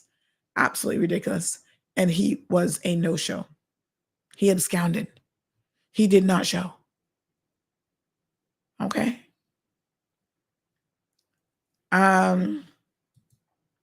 So in light of all of that, the eventual outcome of this situation is that Meadows, so he failed to appear in 2018. I think he must have been allowed to travel another time again, because they're going to ease you into believing that they're an honest person. And then he failed to not show up. Yeah. So again, Caymanians don't get that luxury when you're facing these types of offenses. So they had his BRAC property. They had a charge on the property for $200,000. They increased it for $400,000. But tell me something. What is the government going to do with BRAC property that's unfinished? Oh, he's building his multi-million-dollar house, was what his attorney said. Well, the damn thing not built yet. Okay, so it's now worth no millions of dollars. So he had BRAC property in 3 Caymanians, signed as a surety for a total sum of $23,000. Poor them. I bet you they probably wouldn't have signed for a Caymanian. Anyway, yep, so eventually he absconded. And then they had the trial. I'm trying to remember if they had it in absentia. Somebody said that his house is now completed and listed for sale. What a hot mess. What a hot mess, Melissa. So anyway, he got off with a slap on the wrist. Let me just have a look at the judicial website to remember exactly what the judge said. So here's what happens, right? Judges have the ability, even in this law, that has a mandatory sentence. So the law actually says mandatory 7 years if you plead guilty and you're found in possession of a firearm, ammunition, whatever. 10 years if you plead not guilty and you make them go to trial and you're actually found guilty. Okay? However, there is an out clause, if you will, that allows you to argue exceptional circumstances. Now, there have been Caymanians who have tried to use this as part of their defense. And I can tell you that it has never worked. I'm thinking of the one guy. There's a young man. I can't quite remember his name right now. He's a Powell, worked for CUC, had never been in any problems with the law. He got caught with a firearm. And there was some story about, oh gosh, I can't even remember. His family's from Breakers. I can't remember exactly what his excuse was, but they were trying to argue exceptional circumstances. Of course, the court said, nope, you're going to jail for 7 years. I think in the end, he ended up pleading guilty that yes, he had the firearm, but here were the extenuating circumstances. They still pushed him up the river for the 7 years, right? I cannot think, and trust me, I stand to be corrected. I invite anyone, call into the program, WhatsApp me, correct me. But I cannot recall ever seeing an instance where a foreigner has actually received that type of a sentence. They come in with firearms, suitcases, they come on cruise ships, they come on airplanes, whatever. And to the best of my recollection, not a single one has ever, and when I say ever, I do mean ever, yeah, had a sentence. They've not spent any time in jail. So I cannot help but wonder, what's the situation here? Let me see if I can find this judgment of Meadows. Let me see. To see what the judge said, because it's just absolutely shocking, to be honest. When was this? A register shirt. So this would have been a judgment register. This is criminal court, definitely grand court. Oh God, this website needs a better way of searching for these things, because now you have to go through page by page. I want to say the judgment came in, was it last year or the year before? All right, give me a second here. Find it. Because I think that at some point you have got to start. This was 2021. At that point, he was 55 years old. You've got to start reading the actual judgments to see what it is that these judges are thinking and what they say in relation to this. Of course, he's a millionaire, absconded in 2019, ran off, and failed to appear in grand court back in May of 2019, and still, quite frankly, had his $1 million business in Florida. And, he'll be perfectly fine. So let me see if I can put my hands on the judgment. But in any event, he got off with a slap on the wrist. It's shocking, because I can tell you, someone said to me this morning, I was kind of picking the mouth of someone in the judiciary, and they said, well, the logic is this person is not going to be coming here as a gangbanger to commit robberies or do this or do that. I'm like, listen, 240 rounds of ammunition, you don't have no clue what this person's intentions were and what they might possibly be doing. And there's no way that the judiciary should be speculating about that sort of stuff. Is he any less dangerous than the kid from down Dog City or Goat Yard in West Bay? I don't know that. And just because he's a millionaire, don't mean that I'm going to give him a pass either. Look at the news, folks, every single day in the United States of America. My God, millionaires, business people, senior citizens, teenagers, they all go crazy and shoot up the place and kill another mass murder. How many have they got for the year? Must be up to 20 by now. Let's be honest here. That is kind of the American way, right? And I've always kind of felt, now call me a bit suspicious here, but I've always felt like maybe they're testing the waters. Maybe they're seeing how much they can get away with, how much ammunition they could bring in, and then go, oops, I forgot to unpack my luggage. Remember there was the one lady, now this was a really sad case, because this particular woman who had some kind of political ties and whatever ended up committing suicide when the DPP's office decided to retry her. Do y'all remember this one? I want to say this was 2019, maybe. Let me see if I can find this one. But anyway, she was charged a firearm offense. It was a hung jury. And here she is, 2019. Carol Ann McNeil Skoropan, 68 years old. The DPP's office said, hold on a second. Hung jury, but they were not done. They're like, no. We're going to charge her again. Well, my dear, she couldn't take the pressure. She ended up taking her own life, which is so sad. And it does make me wonder, though. Here's a story about this in case you forgot. She committed suicide with a gun. Go figure. I tell you, Americans, right? Why would she do such a thing when she claims that it was just a mix-up with her suitcase? And apparently Americans travel with firearms in their suitcases and don't bother to unpack the ammunition in the firearm. The laws in the US seem to be so particularly slack that maybe I should not be surprised by this. But if I'm going to just throw a gun in my luggage, when you go back home, you don't take the gun out. The gun is not secured in any proper way, shape, or form, like in a case or, I honestly don't quite understand it. Because even within the US, when you're traveling, are you not required to, number one, disclose that you have a firearm if you're getting on an airplane, if you're going through an airport, and to actually have it in a proper case? And I would think you don't just throw it in your suitcase, do you? Do you just throw it in your suitcase or do you carry it on your person?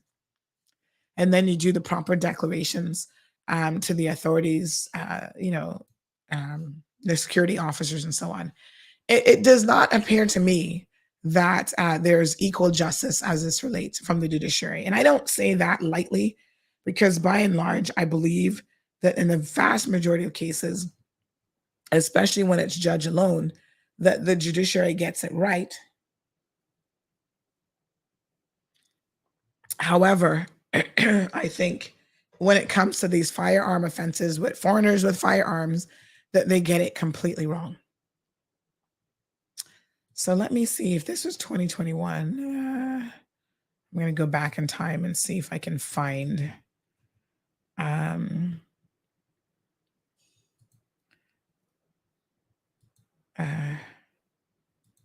let me see if I can find this.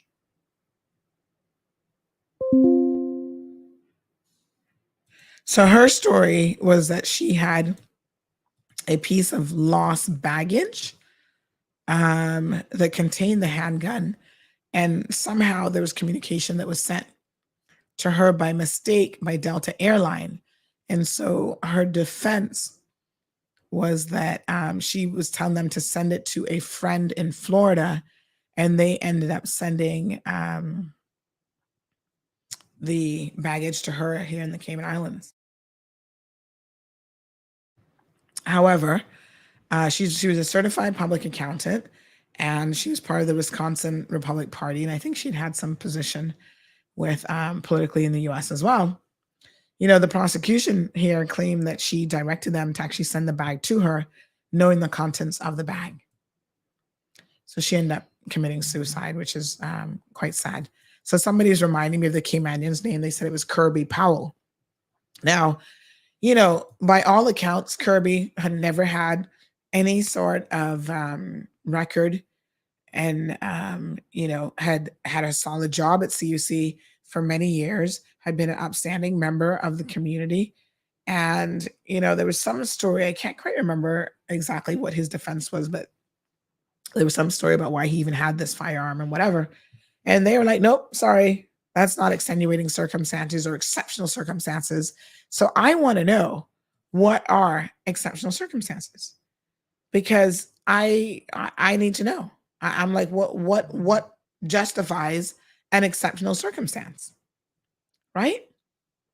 So I'm trying to see if I can find this judgment, because I do know that the judgment was made, and in typical fashion, he got away with nothing. So he was permitted to join in by Zoom link from Florida. So he never did come back to jurisdiction, by the way, absconded on his bail. And he was sentenced. Let me just see what his sentence.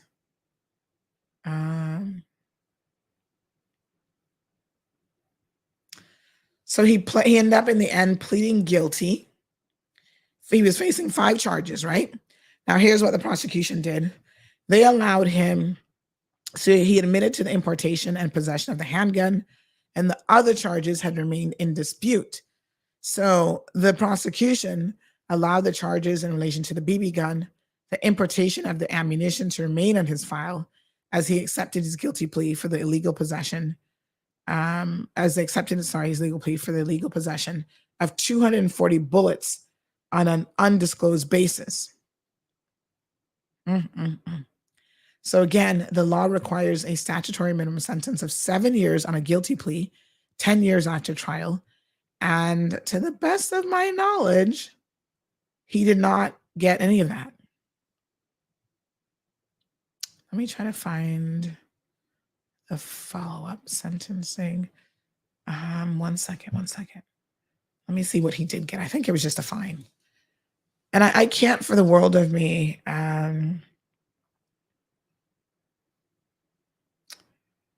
Let me just see here.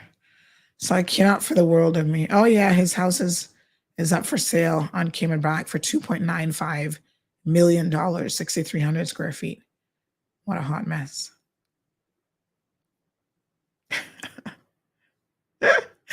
Oh my God. Y'all cracks me up.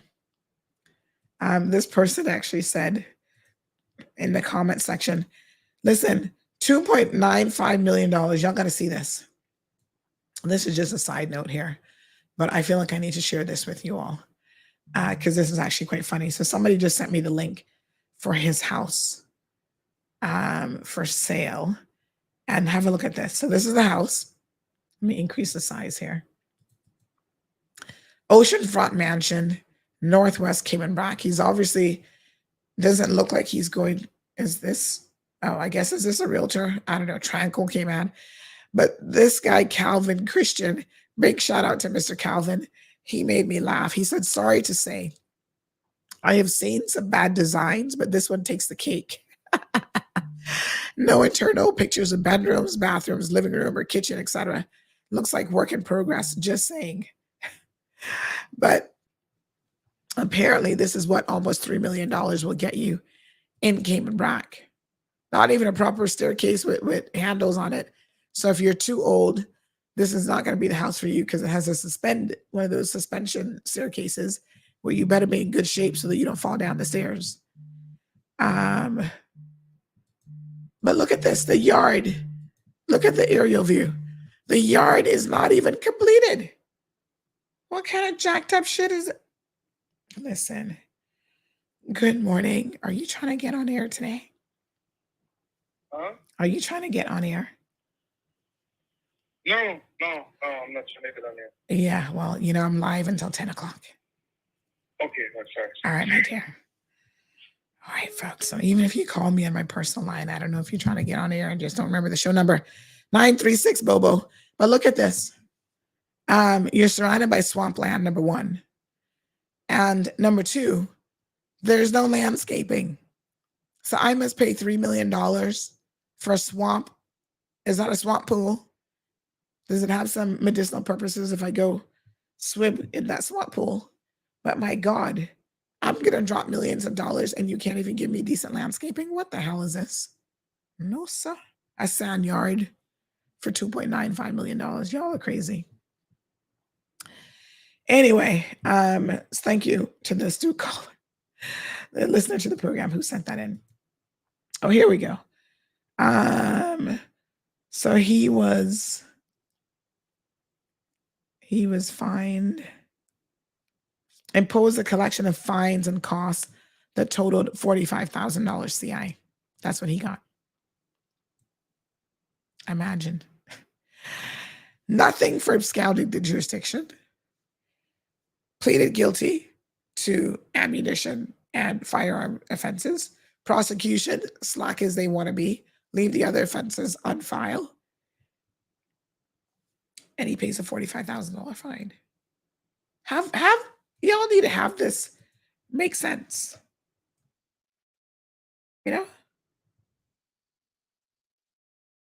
I mean, this still made no sense. How on earth can you pay $45,000 and that's it? And this is not the only case. There have been instances after instances. In fact, by all accounts, $45,000 is like a big deal because most of the time it's like, oh, $1,000 fine, $2,000 fine, and that's it. So somebody has got to explain this to me because it doesn't make any logical sense. And I just don't understand it. I will try to find the judgment because I do think that, although I'm not seeing it, and I don't know why I'm not seeing it on the website, I should be able to find this judgment. I mean, there should be a written judgment, I would have thought, even if it's unreported, right? I'll keep looking for the judgment. But yeah, this doesn't make any sense to me.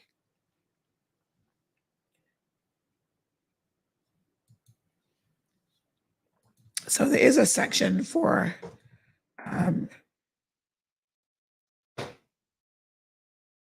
unreported judgments, and there's nothing that's showing up there. So you mean that they didn't even bother to put this in writing as to why this decision came about? Good Jesus. No, sir.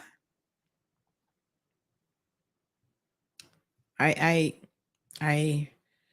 struggle with being able to say that I believe in these instances that the law is being applied equally. Good morning, caller. Welcome to the program. Thank you. How are you? I'm good. Am I on? Yes, sir. Okay. I thought you were just you were asking me to hold on. Yeah. Well, this is a very important topic, Sandy, of course, and that's why you're discussing it. And it's got a lot of facets to it. And it's very important for all of us to understand exactly what it means, what it doesn't mean, and so on. Now, first thing, the points that you have made about how certain categories of people, particularly people coming from outside, are treated differently, it is important not just for the firearms sentencing, but also in the broader criminal justice system.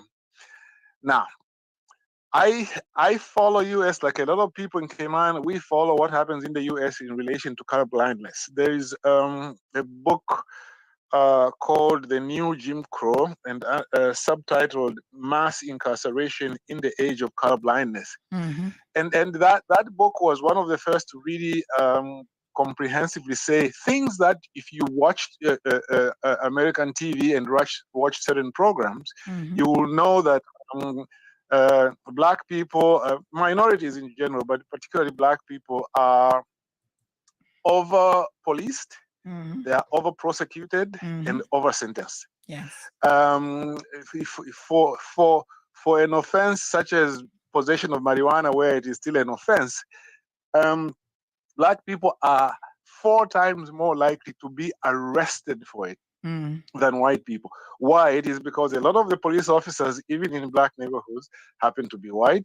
And so if they find some white people who are smoking, they will take away the pipe or whatever it is, the bong, or throw it away or whatever. But for Black people, they'll throw the book at them. And to me, I think that it is important to derive lessons from that. In the Cayman Islands, the Caymanians, regardless of race, occupy the same position in some senses, especially in the criminal justice system, that Black people occupy in the States.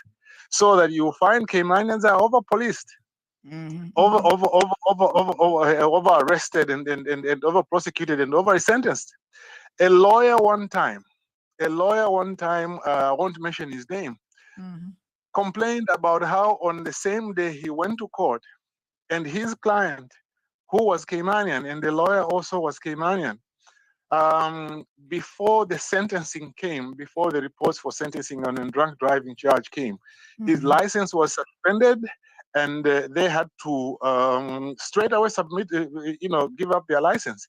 In the same court, a British person came there, and I don't know British people, I got a lot of British friends. A British person was there with a British lawyer, and they allowed that person to keep the license through Christmas to say, well, let's wait for the report. And the lawyer really was very frustrated, saying, look, if they had done the same thing to my client, either, or at least done the same thing to the other person, done the same thing to both people, it was going to be fine. And you see, this is where the problem is. Now, looking specifically at the firearms license, the firearm sentencing, you see, the problem with that is because sometimes certain politicians don't listen. They were told at the time, they said, look, they were told that minimum sentences are fine, but you have to be very careful with them. They can't be too high. But the problem at that time, this was 2008 thereabouts, because there was a spike in crime. They said, well, you see, we want to make sure that we are strong on crime and so on. But they were told, don't be too strong because you will make mistakes. But of course, they went with the easier thing. what happened is that they said, well, it's going to be 10 years now. When that caused a problem, the judges didn't like it and so forth. Then they said, oh, okay, if you plead guilty, then 7 years is you can be given 7 years. However, they went ahead and said, still, if there are exceptional circumstances, you can get less than 7 years. First of all, that is a problem with with the way your legislation is written. Because if you say that the minimum, you've already given an allowance to say 10 and then 7, and then you say exceptional circumstances, Yes. that now becomes a door for abuse. Yes. And who is going to benefit from that? The people who will benefit are the foreigners who come in. Your own Caymanians are not going to benefit from it. And I think you mentioned a little earlier on about what are exceptional circumstances. Now, you know very well, having studied law, that that is an expression which is used commonly in different places. And there are certain appropriate places where you can use it. But usually when you are writing something like this, you try to give examples of exceptional circumstances. Right. So that when the judge is adjudicating on the case, they will say, okay, I see here the types of exceptional circumstances they've provided. So I'm quite sure that circumstance H can come within this category. Circumstance Y cannot come into this category. So that is also a flaw in the legislation itself. Then on top of that, the application of the provision also is a problem.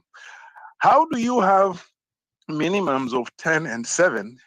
And then if there are exceptional circumstances, give somebody no jail at all.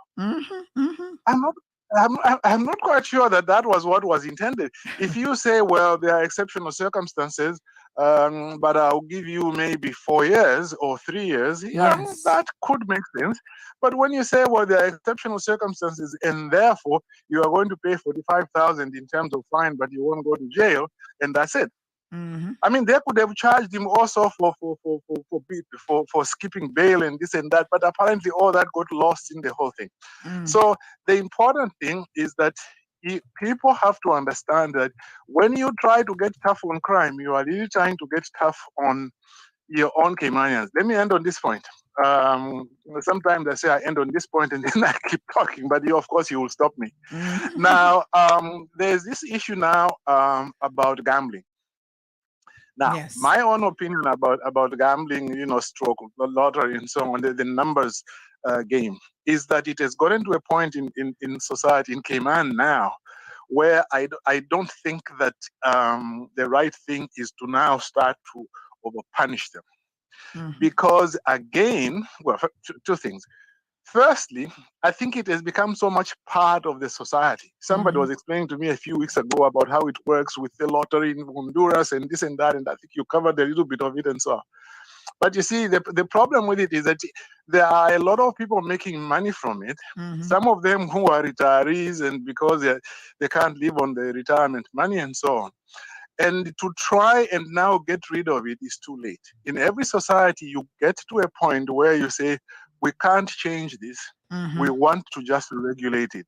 And I think what they want to do, they should do is regulate it. Increasing the penalties will just mean again, it will be the Caymanians who will get arrested more, prosecuted more, and overly sentenced. What are you doing again? Again, you are going after your own people and sending them to jail, making it much more difficult for them to lead a straight life. So, politicians, all I say is learn. Let me just ask you a question. I know we're not really going to get too deep into the whole gambling thing, but there is a difference once again about perhaps decriminalizing what's happening, which becomes problematic because when we're dealing with other jurisdictions who will then look at us and say, how can you decriminalize unregulated or unlawful gambling? So that would be a problem. But if you try to regulate it, how exactly would you even regulate it? Are you trying to say that these people should register and get a business license and you're going to tell them how to piggyback off of a number system out of another country? Or are you saying the government has to set up a lawful, lottery, which you're then hoping will pull people away from the, that will pull people away from the illegal gambling? Yes, that's a very good question. In fact, I wouldn't have been able to answer it in the small way I'm going to do that if I hadn't spoken to this person a few weeks ago, because what this person told me was that some of the numbers games, the way they work, is that there is a lottery, say, in Honduras, and they do the draw there. But there's somebody here who runs their own like a little lottery, and they will pay you money depending on what comes out there. So, and I didn't know that aspect of it. Yeah. Now that bit, I do not see how you can like internalize that in Cayman and regulate it. But I think the answer to that would be, the partial answer would be that you want in Cayman to allow those people who want to gamble to be able to gamble with an institution here and perhaps be able to win the same amounts of money roughly which they would win with that lottery. That would bring at least a substantial part of it, I imagine, of that illegal gambling out into the open. And once something comes out in the open, also the side effects of it, if you can call them that, that like the other related crime becomes reduced. Now, you will never be able to bring everybody within the legalized side of gambling. There will always be certain people who will still do certain things illegally. But I think at the end of the day, what you want to look at is you want to regulate it without overly punishing people, and then over incarcerating your own people. Because at the end of the day, you see, in writing legislation, one of the things I've learned about politicians in particular and people in general is that very often they've got this idea that if you make the penalties tough, then people will stop doing it. This was the thinking. This was the thinking during the firearms thing. If you make it 10 years, people are going to stop doing it. Look, I lived during a time when I used to read about Idi Amin's Uganda, where he said he was going to stop armed robberies by hanging people in public. This is in the 70s. And he used to hang people in public, but armed robberies actually didn't go down. A lot of the people who were arrested for armed robbery, they said they had even attended some of those hangings, okay? So there is, yes, penalties are important, and you want some time to get tough on crime, but you just can't go overboard over it because you are not getting the result that you want. Your net result will be over incarceration, and then you wind up, you've used the hammer to kill a fly, and in the end, your society is worse off for it. But criminal justice reform in the Cayman Islands, I believe, is as necessary in Cayman as it is in the United States, to just make sure that there's proper balance in the way in which things are done. Well, I thank you, Sandy. I hope that I try to talk long because I know that your voice is not so good today and so on. But you are a trooper. It's good to still listen to you, and at least you are audible. Thank you so much. I appreciate it. Okay, thanks very much. Bye-bye.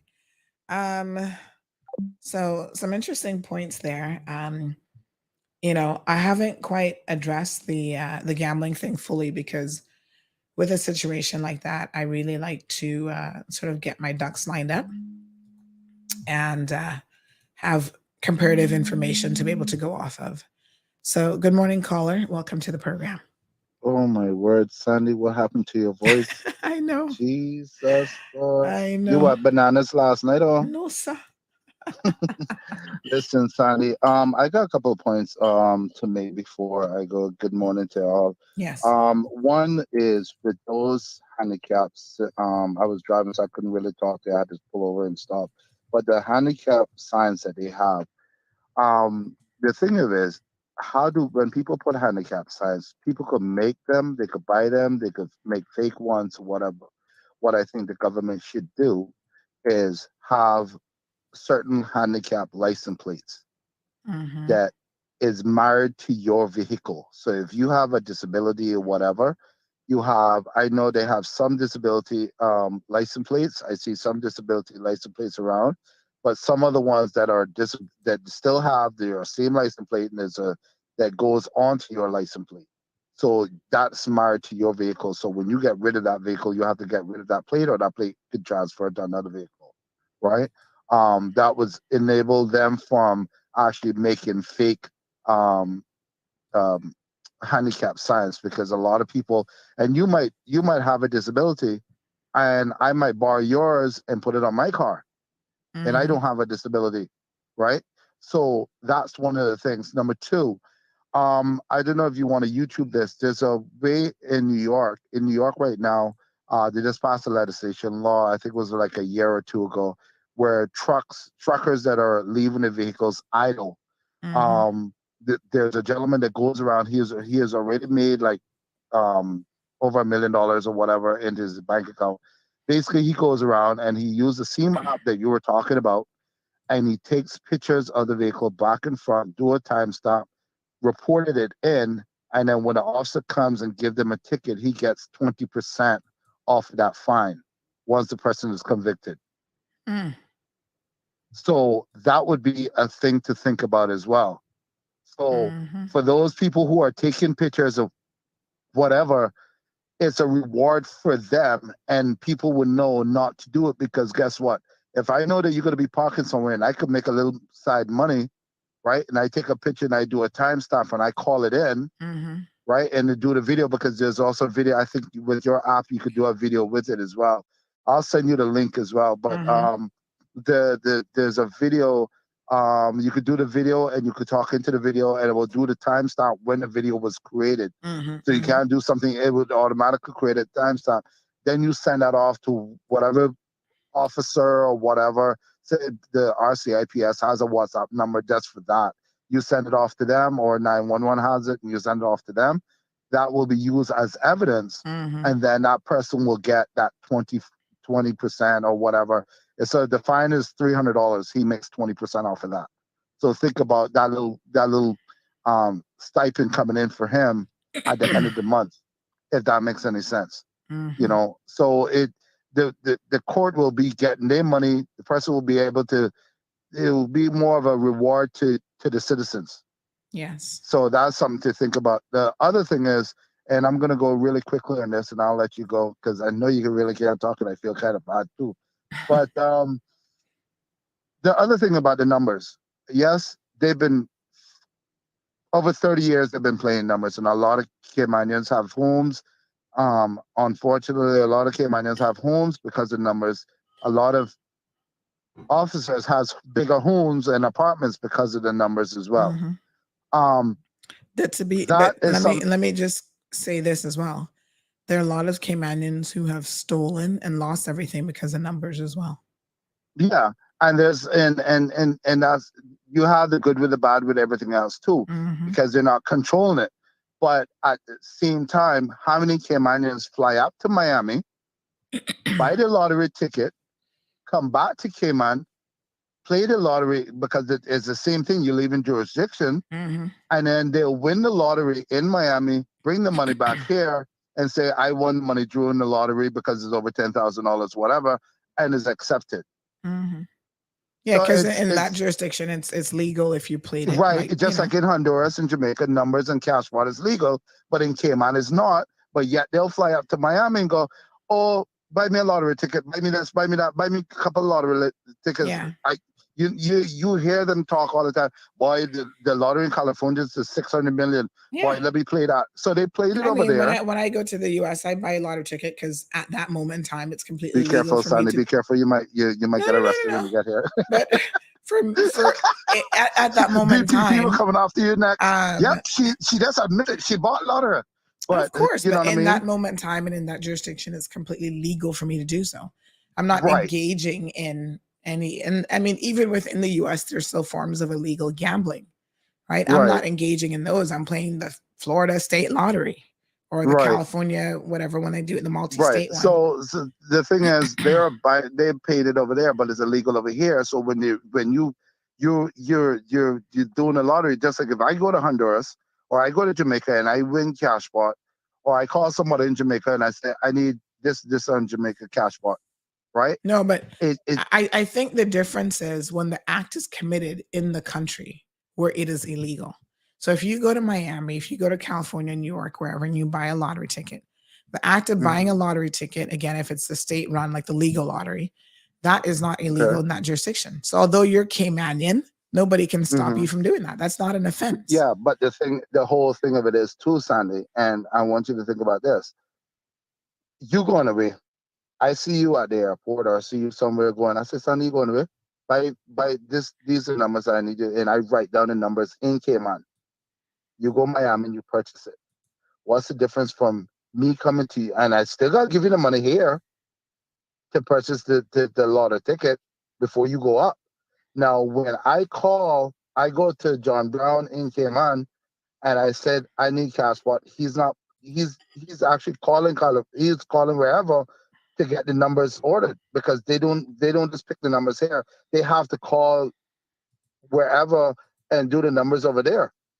No, but I think the major distinction, which is very, very important, is the jurisdiction in which you are playing the lottery, right?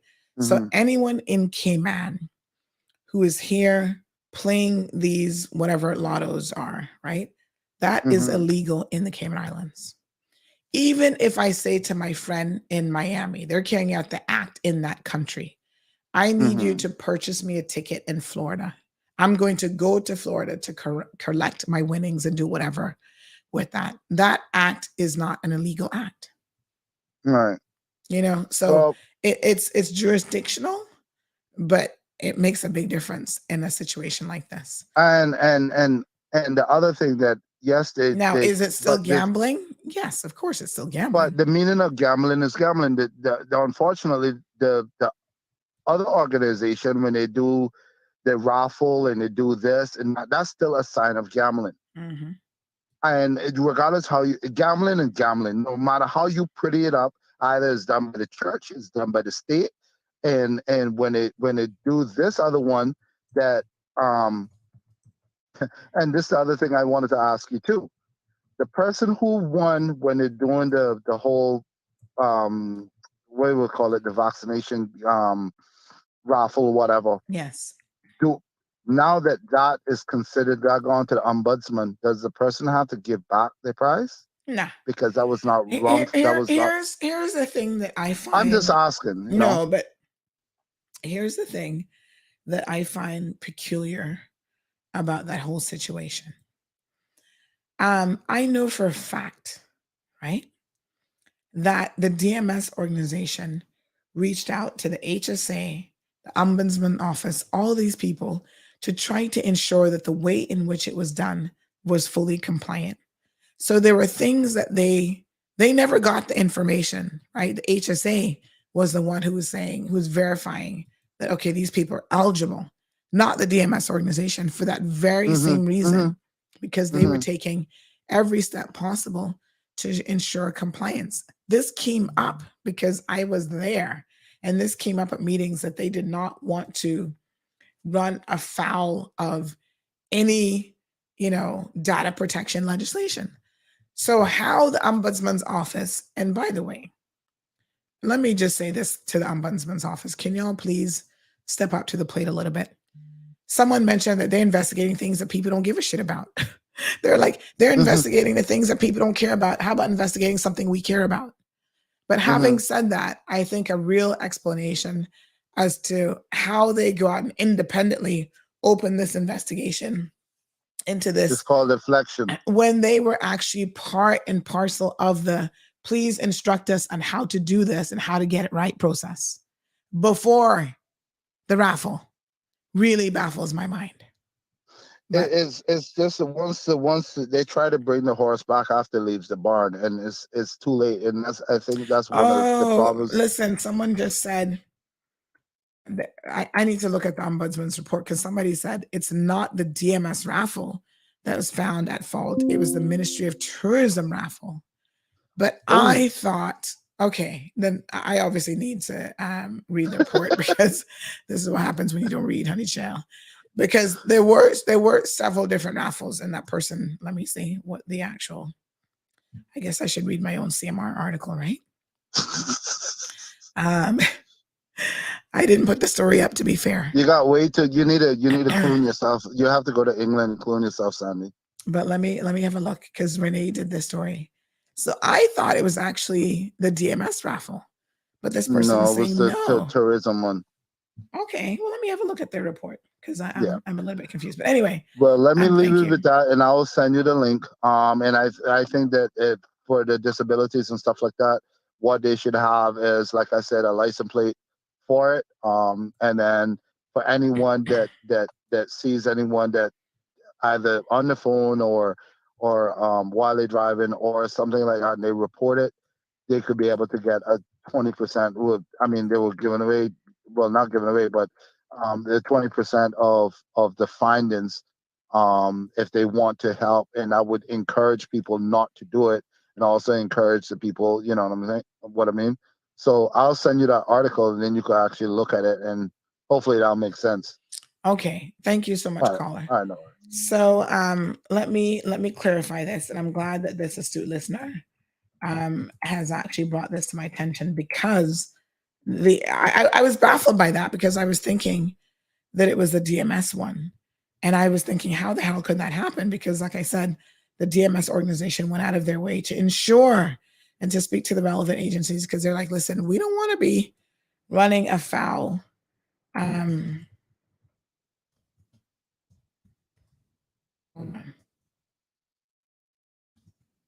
on one second.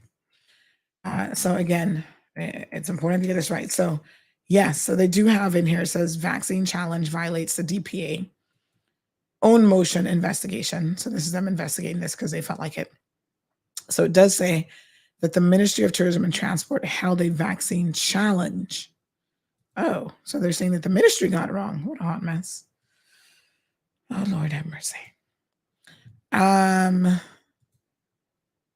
But wasn't the DMS giveaway part of the ministry's challenge? I'm confused. The Ombudsman's office has confused me. Was that a separate giveaway? I thought that was like the grand prize.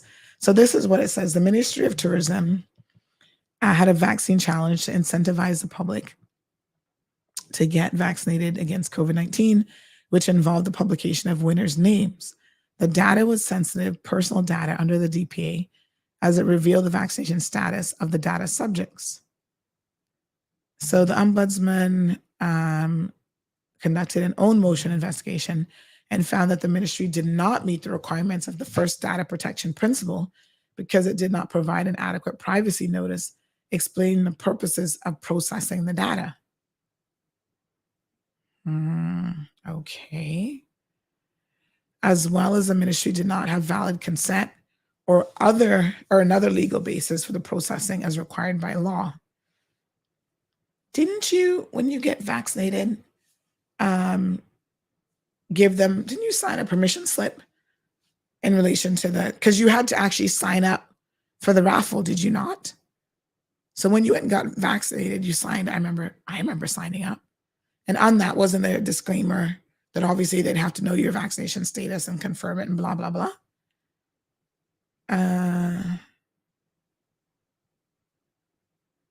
I'm confused here. It says that the ministry fully cooperated with the Ombudsman and ceased the publication of the sensitive personal data of the winners of the challenge, including its removal from all media and social media under its control. The case was closed.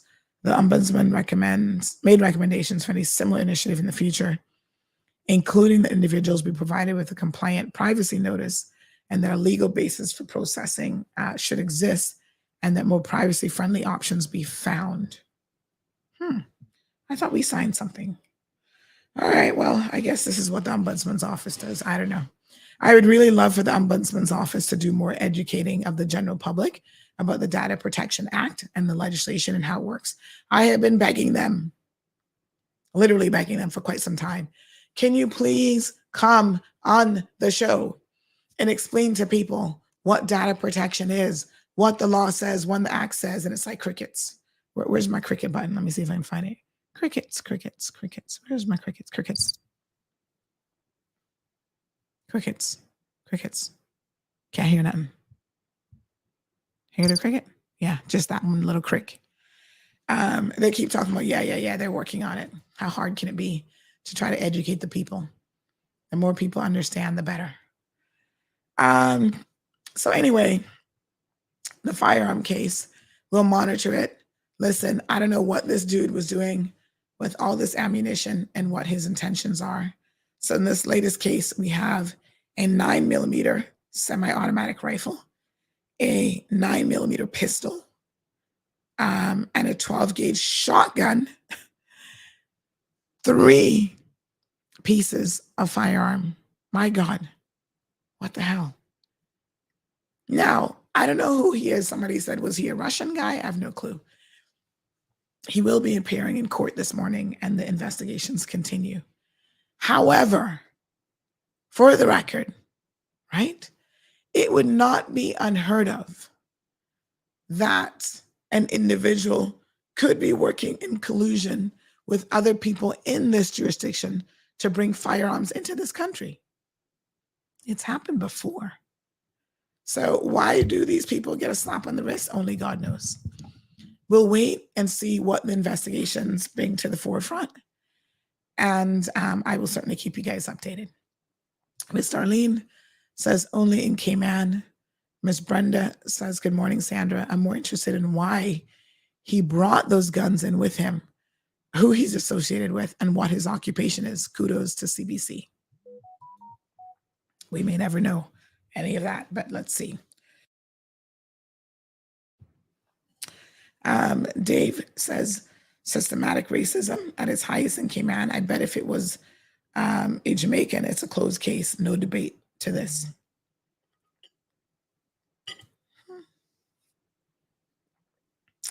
Jim says the judicial system is slack here. Johan says, was a suspect trying to invade the country or rob a bank or going hunting? Who travels with that many weapons by accident? I mean, we don't know what their defense is in this particular case, but we'll see. Alejandro says those high pitches will make your voice worse, child. I just need to rest it, which I will do after the show. Miss Sue says they need to throw the damn book at him, like they do any Caymanians found with a gun. It's so wrong. How did he get through the Canadian airport? They should have found him. Let me say this about when you're exiting a country, and this happens actually quite often. A lot of the times, the individual the individual countries, like their law enforcement agencies, will be aware that someone has a firearm, and that may or may not be illegal in their jurisdiction. So if your firearm in your suitcase in the United States of America, that might not be an offense, clearly, based on what the foolishness they go on with. But they leave it to the country that you're traveling to deal with the situation. So they're going to allow you to come. A lot of times they do know what you have on you, and they're going to allow you to come. There are times when they will advise the other jurisdiction that, hey, heads up, this guy's got 3 weapons in his suitcase or whatever, and he hasn't declared any of them. Because you can travel with a firearm in and out of the Cayman Islands, but there's a process by which you have to declare it, right? CBC has to know, and you have to get permission, in fact, to be able to bring the firearm into this country. So when gun club members travel with their firearms, they're able to fill out declarations, and there's checks and balances in place about what firearm it is. You need registration numbers and all sorts of stuff. That's permitted, but you have to go through the correct process. You don't just walk into a country with a 9mm semi-automatic rifle, a 9mm pistol, and a 12-gauge shotgun. Like what the actual, you know what I'm saying? This is crazy.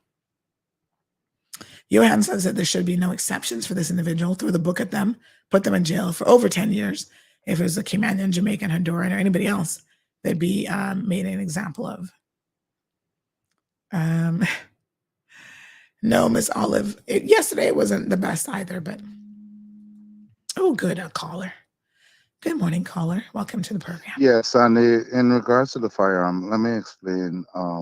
When you leave in this island with a firearm, not only CBC, airline has to be, all airlines have, I don't care which airline you travel on, in and out of the US, all airline has to be advised that you have a firearm inside of your suitcase, 1.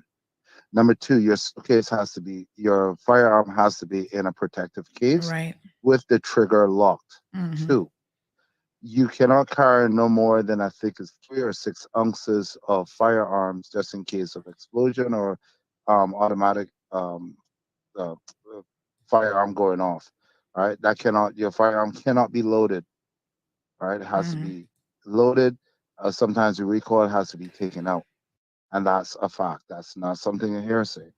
So for him to come to the island, number one, was the firearm just in a protective case? Was it loaded? That's the whole things that people have to look about, because if it was loaded, that's negligence. And as a firearm owner, you cannot. I'm not sure why Denny hasn't called in yet, but for a firearm, this is right up his alley. He must be fell asleep or something. But give him about a minute, he'd be calling. But for a firearm, you have to have it in a protective case. The case has to be locked, and it has to be. No one can't just have access to it. The airline has to be advised.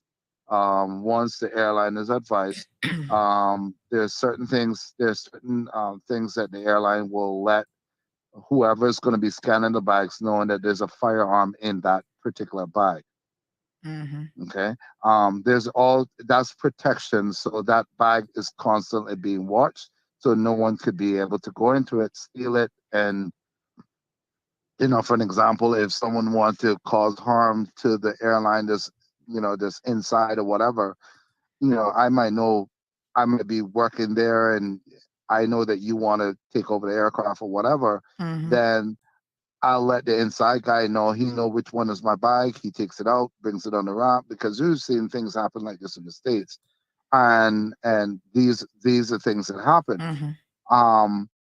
And that bike has to be constantly being watched for the protection. So my whole thing is, what is good for the gander is good for the geese. Okay. And that if he got here or the person got here and that bike, the firearm was just out, just out without no protection, that's negligence. There's no way you're going to pack your bag and not know that it's in there. Okay. I would understand that. Okay. Yes, and in Canada, they have very strict laws when it comes to firearm. So Canada is just piggybacking off of Cayman. Cayman is piggybacking off of Canada, which piggyback off the UK. So they're very strict when it comes to firearm. They're not the land of free and the brave like the US, that everyone has a firearm. By the time you're 6 years old, you have a 22 in your hand. So it's something that they have to look into, and just giving them a slap on the wrist. If you could do that to them, why is it you can't do it to the locals?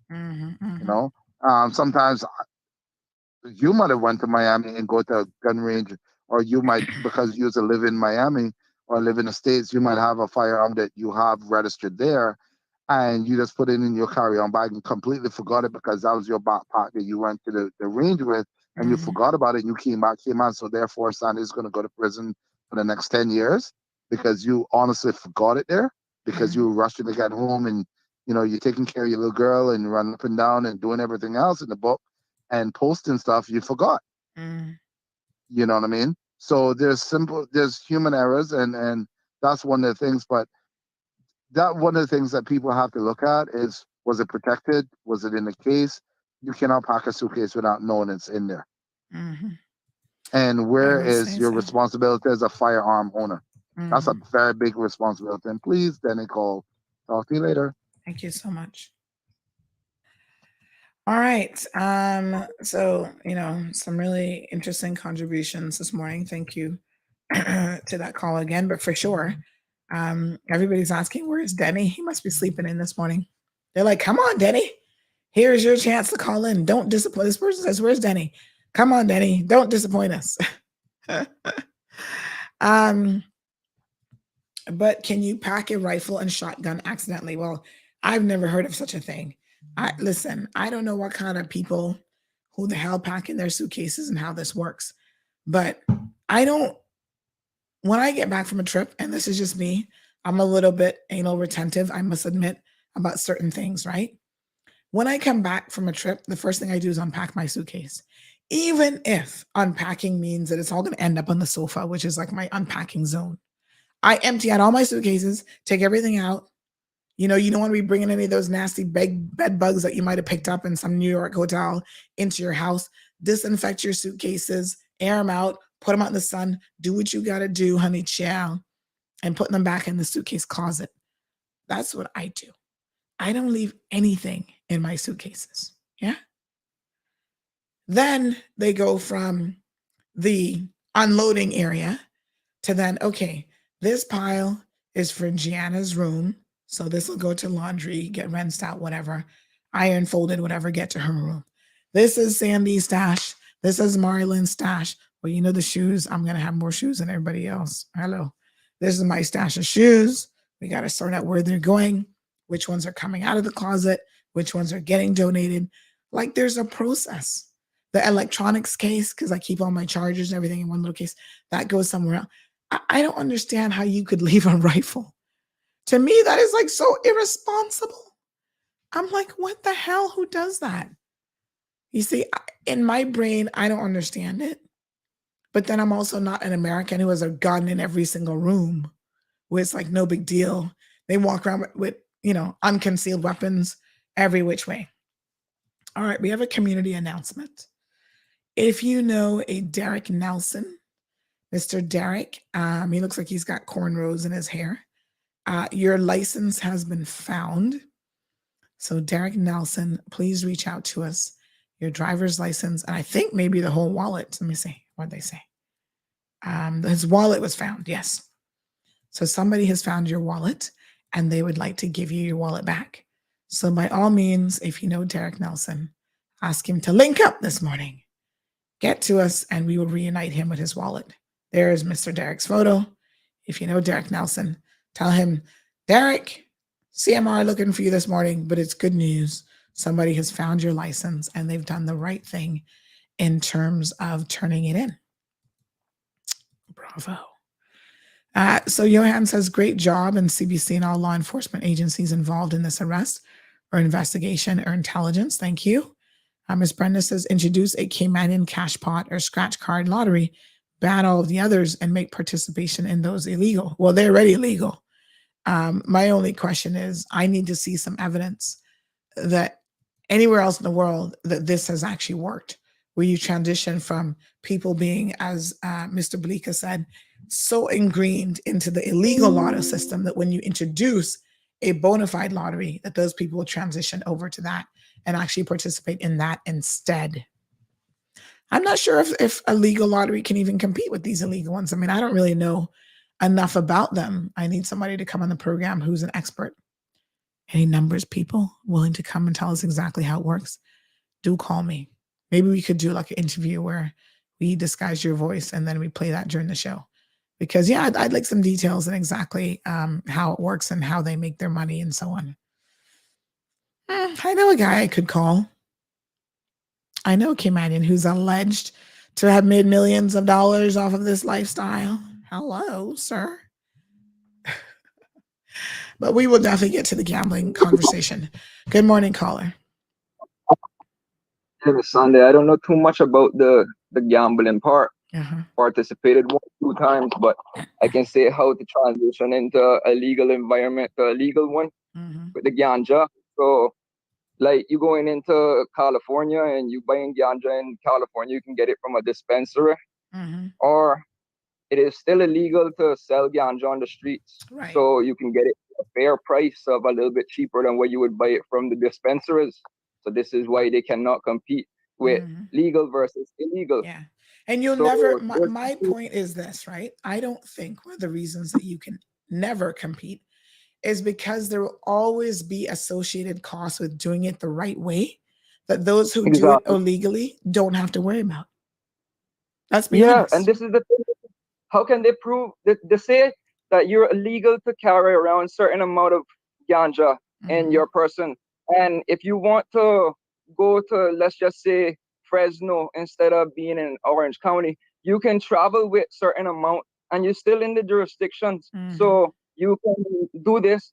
They say you cannot sell, but if I can give with a low key, get a little favor in return, that's still not illegal because you're in the possession range. And so when these people trick you, like telling you cannot do certain things, it's only just a loophole system that you just gotta follow the rules and do not break them. That's all. All right. Sounds good. And guess what, folks? Apparently Denny is awake this morning. Good morning, Denny. Morning, how you doing? Not bad. How are you? I heard you missed me. Well, it actually wasn't me. It was other people saying, "Where's Denny?" No, what he's talking about there, about the illegal element and the costs associated. That's a fundamental problem, not just in lotto, but in a lot of things that people try to make illegal. And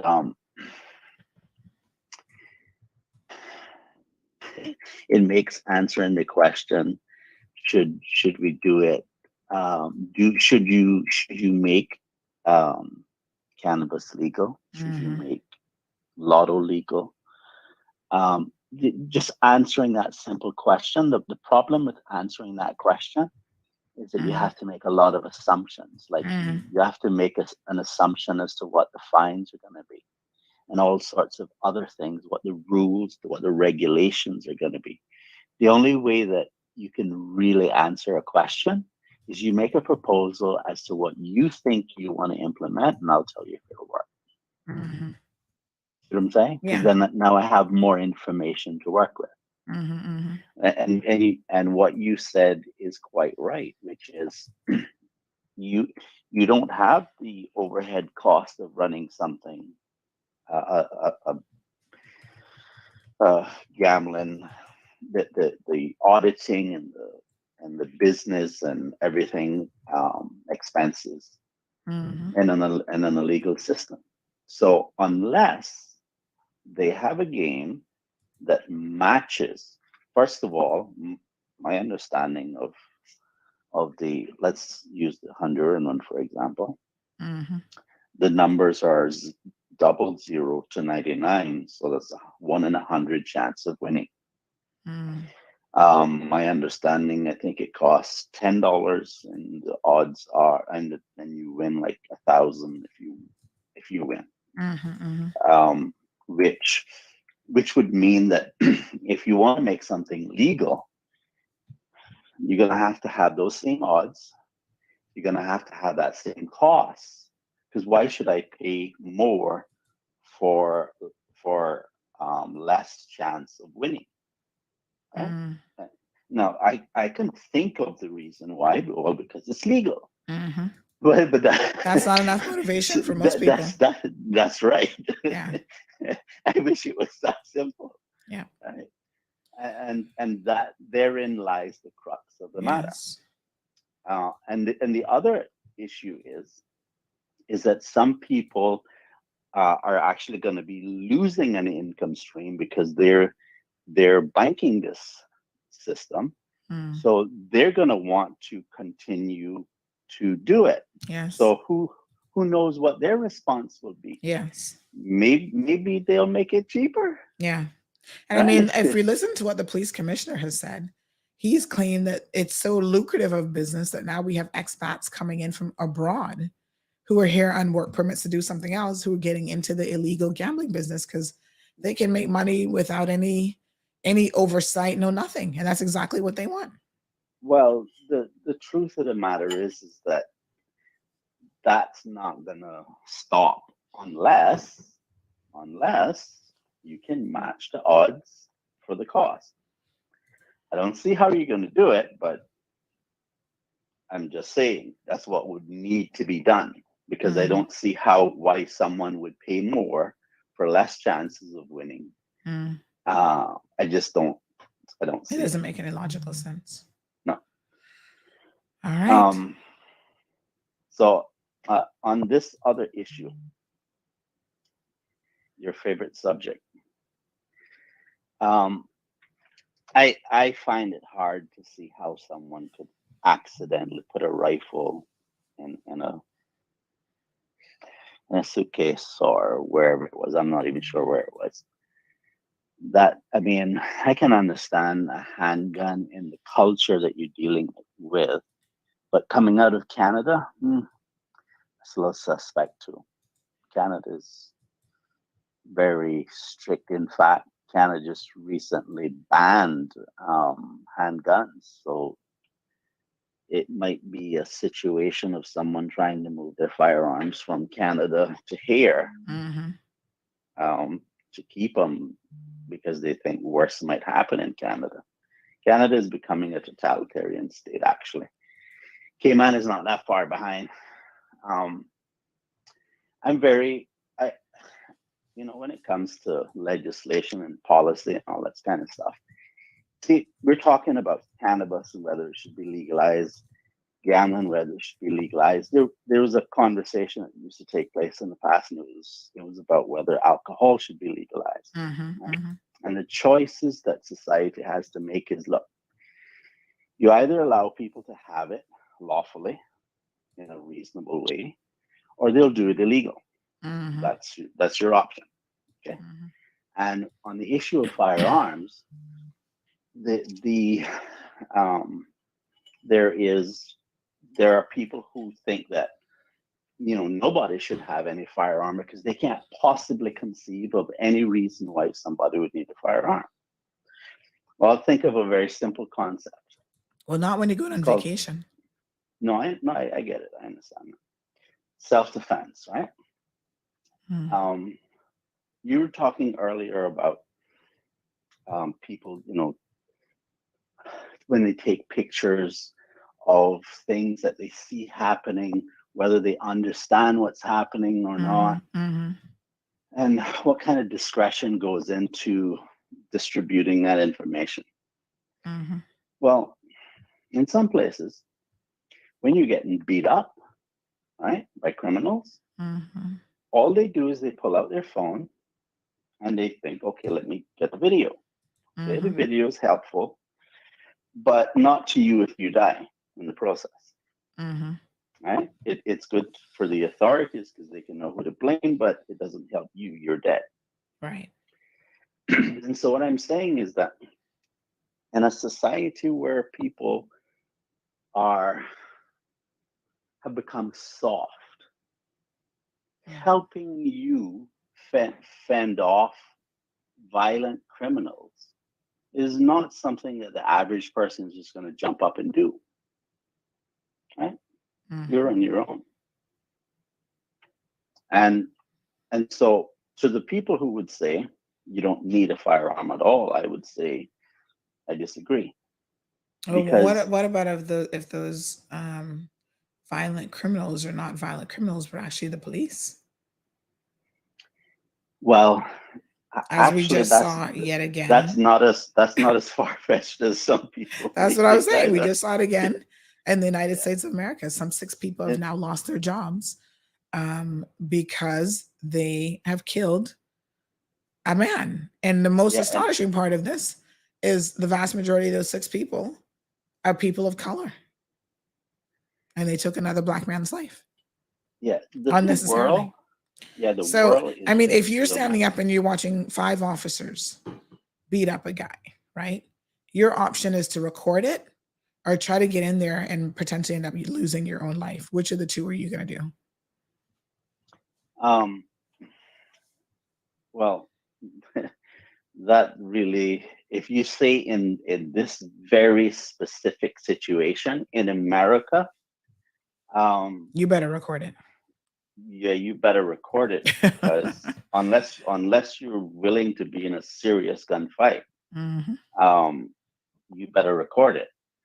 But the point that I'm making, I'm talking about when criminals are attacking you who are not in that context, which is the more likely situation you'll find yourself in. You have a right to defend your right to life. You see, this idea, like even in our Constitution order, we have a right to life. But what does the right to life mean? It means that somebody can't unlawfully deprive you of your life. Well, okay. How are you going to prevent that from happening? Well, if somebody attacks you, you have to have the means by which you can defend that right. And if you can't have the means by which you can defend the right, what kind of right are we talking about? Mm-hmm.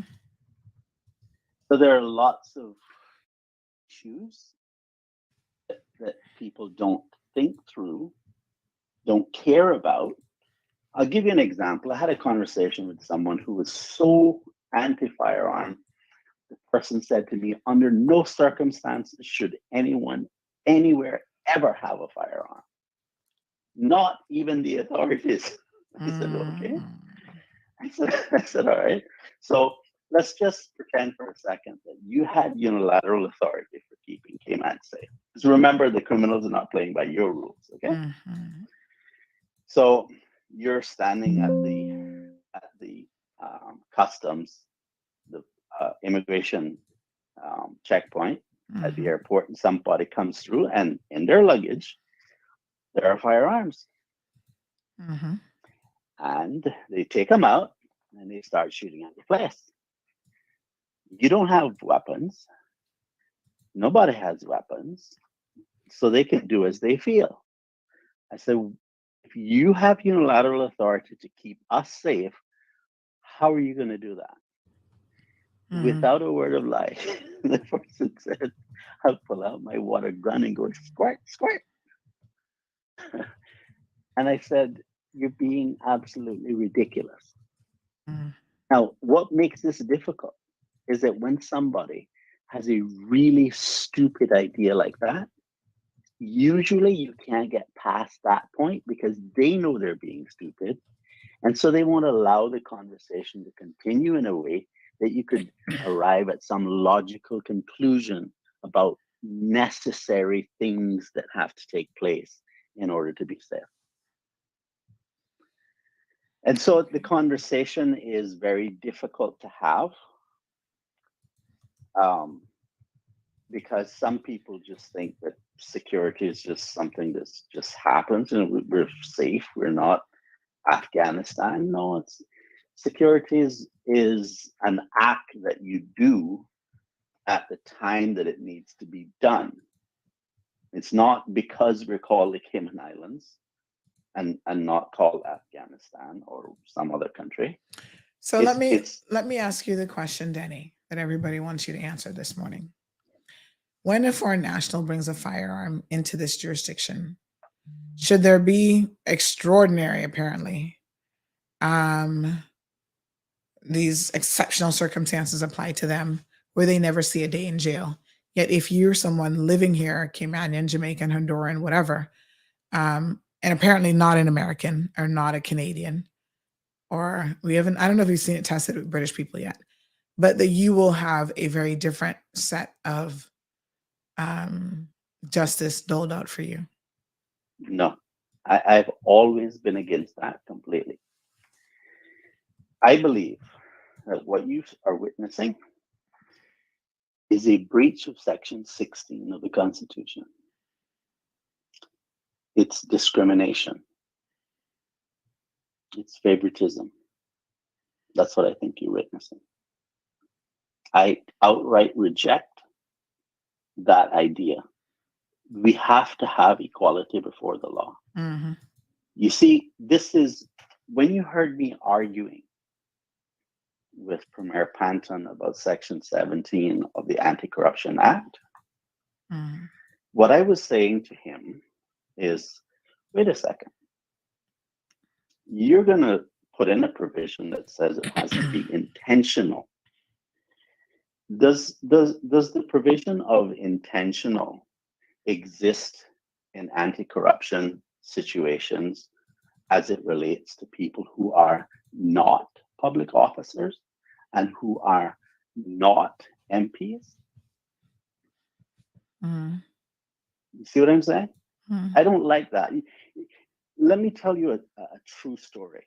One time I was trying to figure out, what does it mean to have black laws, like how the term is used in the US, right? And I was trying to understand, like, what did this mean?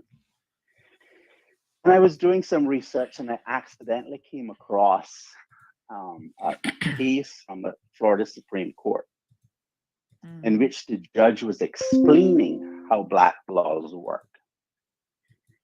And essentially, because I read some of the laws and I said, well, I don't see anything in this law that, you know, is like bad. Like, why is this called a Black law? The judge explained that what the problem was that Black laws are laws that have discretion. And it's how the discretion is applied. They would apply it against Black people and do the most and prosecute them the most, whereas they would use the discretion to not prosecute a person who is white. And I thought to myself, when I learned that, I said, oh my God, sounds just like Cayman. Because there's so much of our laws laden with discretion. Okay? And think about this. What's being said in these cases is that Caymanians don't get that break, but certain think about this. What's being said in these cases very wrong. Okay, so that's the reason why I am not for it. I believe that everyone should be treated the same. Okay, let's leave it there. If I go to another country, it's my obligation to know what the laws are in that country before I go there. Okay. All right. And if there's going to be any exceptional circumstances, I agree with what Bilika said, that there should be examples that make it clear what these exceptions are, and they should apply to everyone, not just certain people. Okay. Thank you very much. All right. All right. We do have another caller who's on the line. Good morning, caller, and welcome to the program. Good morning, Sandra. How are you? I'm okay. How are you? I'm very, very grateful. I hear your host. Yes. A little home remedy for that. Some apple cider vinegar with honey, and you could add a bit of ginger in it. And if that doesn't work, then maybe you're coming down with this virus, which attacks your throat terribly, and then you'll have to go to the doctor and get the proper medication for it. And I would strongly recommend that you don't wait too long, because it is a respiratory virus and it can get really bad. Anyway, I just wanted to say something regarding this firearms affair. I know that leaving Canada, once you check your luggage, they have a scanner right behind the check-in counter, and your checked luggage goes through that scanner. So Canada knew exactly what was in his luggage, and like many other jurisdictions, they just notify the jurisdiction that you're going to be arriving in, because they don't want to bother with all the paperwork and the court and so on. They leave it to the other jurisdiction to deal with. So while I'm going to give a big kudos to our CBC, perhaps they were already notified. It's just like when people are smuggling drugs out of one jurisdiction into the other. They let them through, but they notify the jurisdiction they are arriving in, and they're waiting for them. But my bigger concern with this matter is why? Who is this person? Who is this person associated with? And I'm going to take it as far as to say what's his views politically, because let us not forget that in Canada, they have a lot of what I call trumpets, and they were displaying the same behaviors up there that were being displayed in America. And I cannot help but notice that since Trump has declared again, we see these behaviors surfacing once more. And we have a lot of people right here on this island, Caymanians, who support Trump. And even with this last incident, where those police officers beat that young man to death, because there's no other way to put that. The only thing that reminds me of is the Emmett Till murder, where that young boy was beaten to death. And I have seen comments on Facebook where, and this is since the video was shown, where Trump supporters on this island, Caymanians, posted that video with the beating and so on.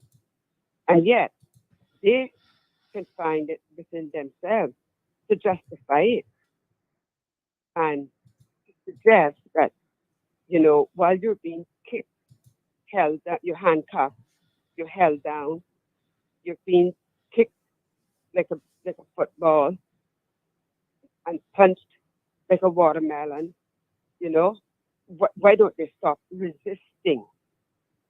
So my question is, if 5 people are beating you, kicking you, punching you, I mean, isn't your body going to move?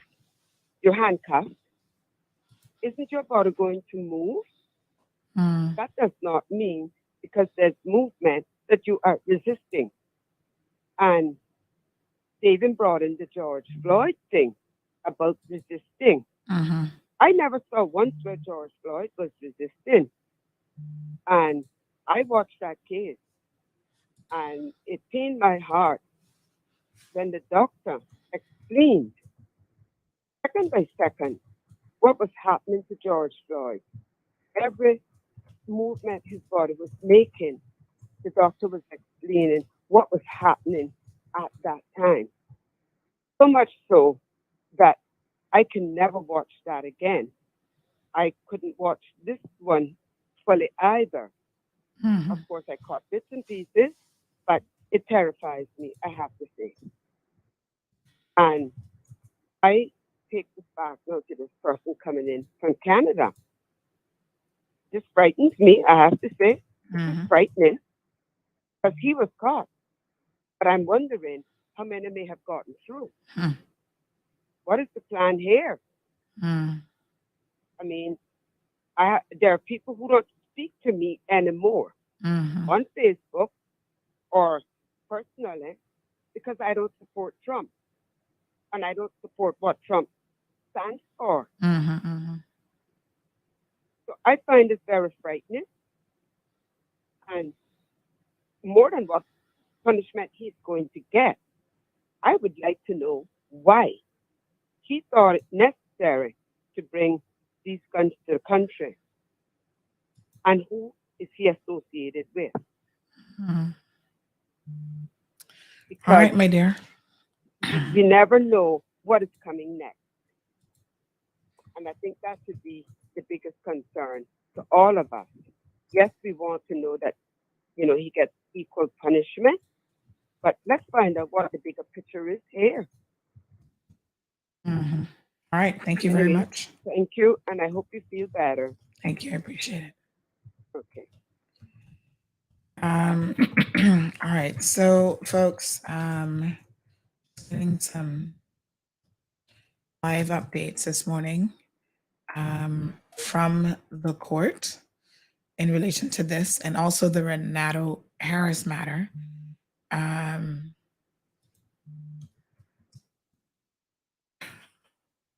Why the hell didn't you say?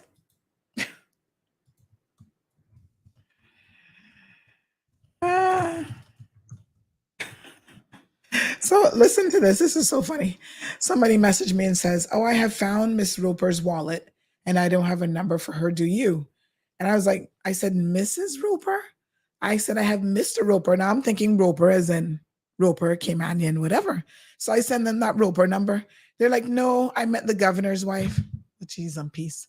Could you just not have said you found the wallet for the governor's wife? Stand by, honey child. I can get you that. Miss Roper, Madam Roper, your wallet has been found.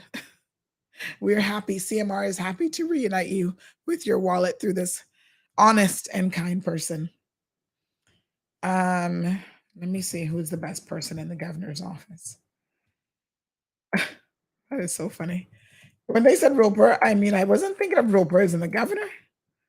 I was thinking of Ropers and like Roper. Everybody know Roper? That's too funny. All right, give me a second. I'll get through to his office, child. Honey, chill. We got him on speed dial. Well, I don't have him on speed dial, but I have his people. I know people that know his people. Well, I'm sure she'll be happy about that. The governor's wife lost her wallet? Wow. Does it have any money in it? Did you look inside? I'm just kidding. All right. Yep, you stand by, honey child. We'll get that sorted out here in a second. Okay, let me see now. So we have a name for this individual. He's in summary court this morning, so unfortunately, there is not a live link.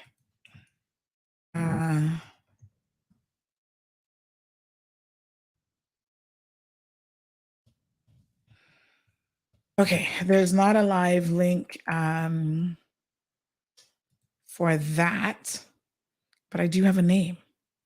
So the first thing I want to know is who is this guy? And I'm sure all of you are curious to know who he is as well. We're looking for the link for Renato Harris because he's in court this morning. They're actually doing arguments for, I don't know why these people keep harassing me. They're doing articles for,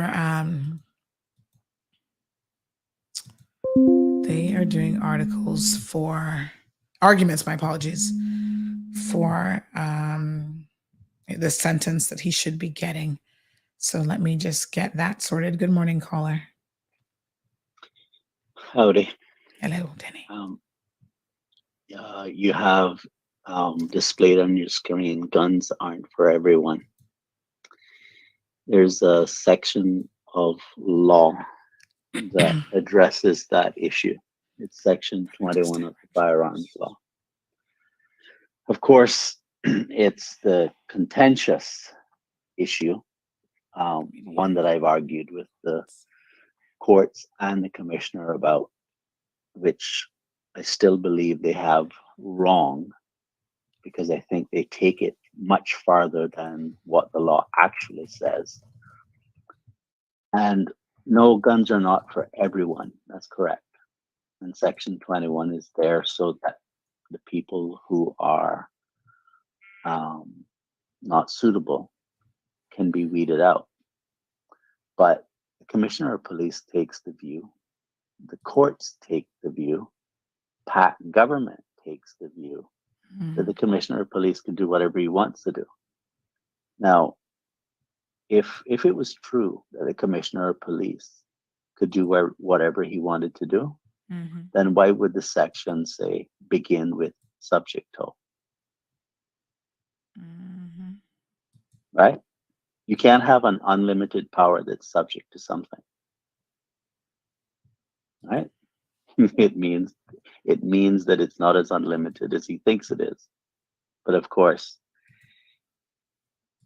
as it is in many other areas of society, there are some people who don't have to struggle to argue their point. It's just supported just because of who they are. And others, no matter how much you point out that, well, the law doesn't actually say that.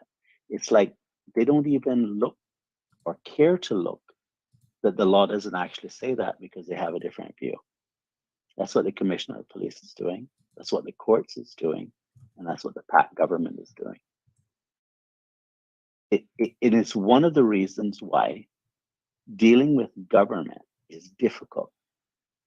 Because governments sometimes do whatever they feel like doing. Just like how they have decided to charge you, which I think is wrong. It's an abuse of authority. But when you are the authority, how do you get an upper hand? We need a legal system in which the court, which the government and members of the civil service or even MPs are restrained by the law to the same extent that you, for example, would be restrained by the law, so that you are equal before the courts. And it's not that that you have temporary judges who's looking for a position in Cayman and currying favor with the government and rule in the government's favor and all that kind of nonsense. That's the kind of garbage that's happening here in the Cayman Islands. We need to get rid of it. Okay. Thank you very much. So an exclusive here on CMR, we're going to go ahead and name the individual who's in court this morning for this firearm offense. His name is Anton Paragin, and apparently he's from Vancouver, British Columbia. CTO at Presscentric. I don't know what the hell Presscentric is. We can certainly find out. Sounds like it's IT software related. And it says here on his LinkedIn account that he's building a software solution that provides full business production cycle support for modern press shops. Oh, he works in the modern press shop. Modern print shops, my apologies. Maybe he's coming to deal with the Compass since they're canceling their print stuff. I'm just kidding. He's pissed off. So he's bringing all the weapons in to go deal with somebody over there. I don't know. Anton is his name. Well, he's on Twitter. He's on LinkedIn. Let me see. A very unusual name, by the way. Mind you, we have one that places him in Almaty, Kazakhstan. Looks like it's the same guy. Interestingly enough. Okay.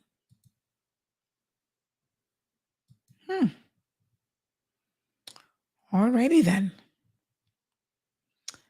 Let's see what more we can find out. Let's see if he's on Facebook. Yes, there he is. Interesting. We're viewing his profile right now. And kaboom! Where's my kaboom button? Hold on. Kaboom! All right, y'all ready for this? You ready for this? So I had gotten a little tip. I tell y'all, 9 times out of 10, the information that we receive is spot on. Oh, Lord. Here you know. Somebody said to me the day that it happened that this dude is Russian. Remember I said that earlier today? Did I mention it today? I was like, is she Russian? And I even said to somebody else on Sunday, I'm hearing that he's Russian.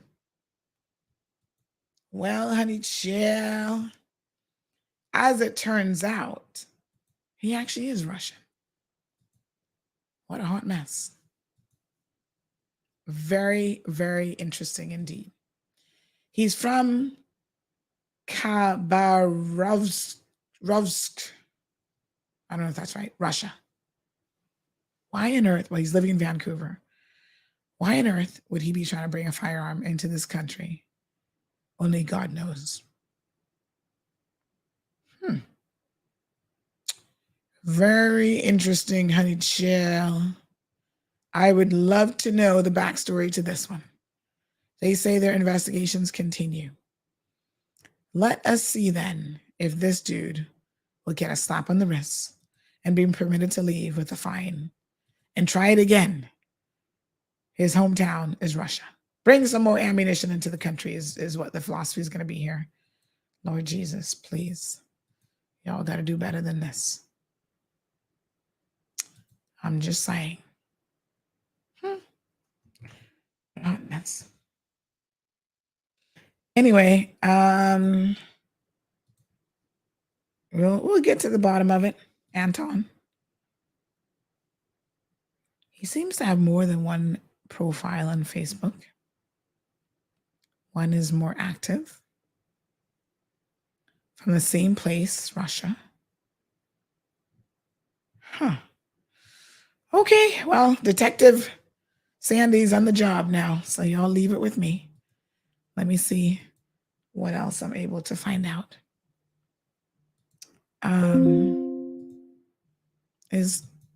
Oh gosh, I think that, hold on a second now.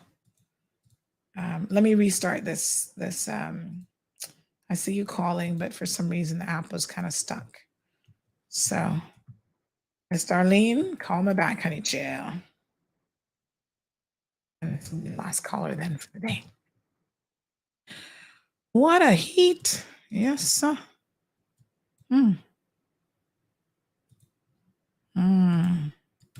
Interesting. Very interesting.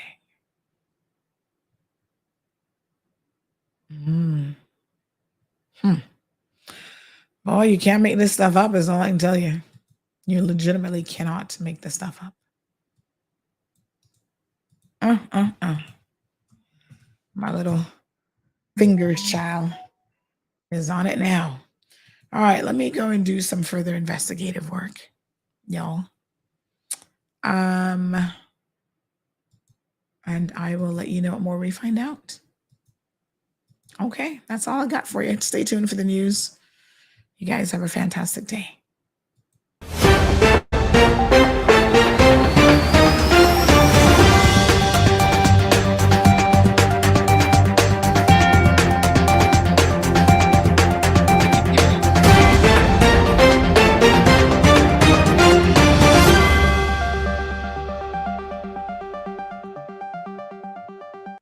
Hello, I'm Kevin Watler, and this is your CMR Daily Buzz, and here's a summary of some of Cayman's latest headlines. Big Brothers Big Sisters of the Cayman Islands is planning to relaunch as a local, independent, nonprofit organization focused on youth and young adult mentoring services. UCCI Board Chairman Gilbert McLean has been appointed as the chairman of the National Roads Authority Board of Directors, replacing Alric Lindsay, who resigned last year.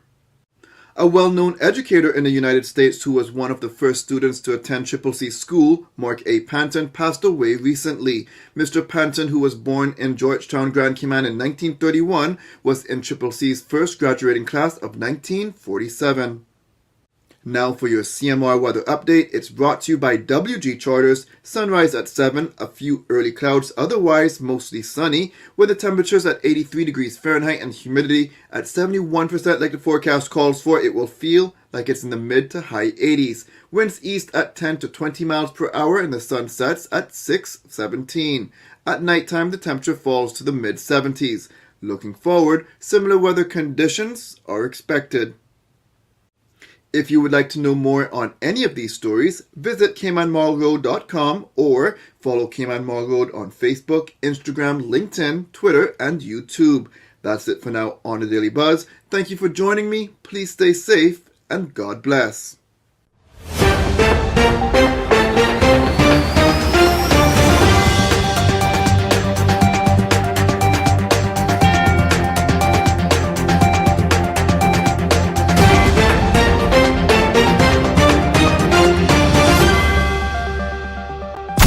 Thank you for tuning in to another episode of The Cold Hard Truth on Bobo 89.1 FM.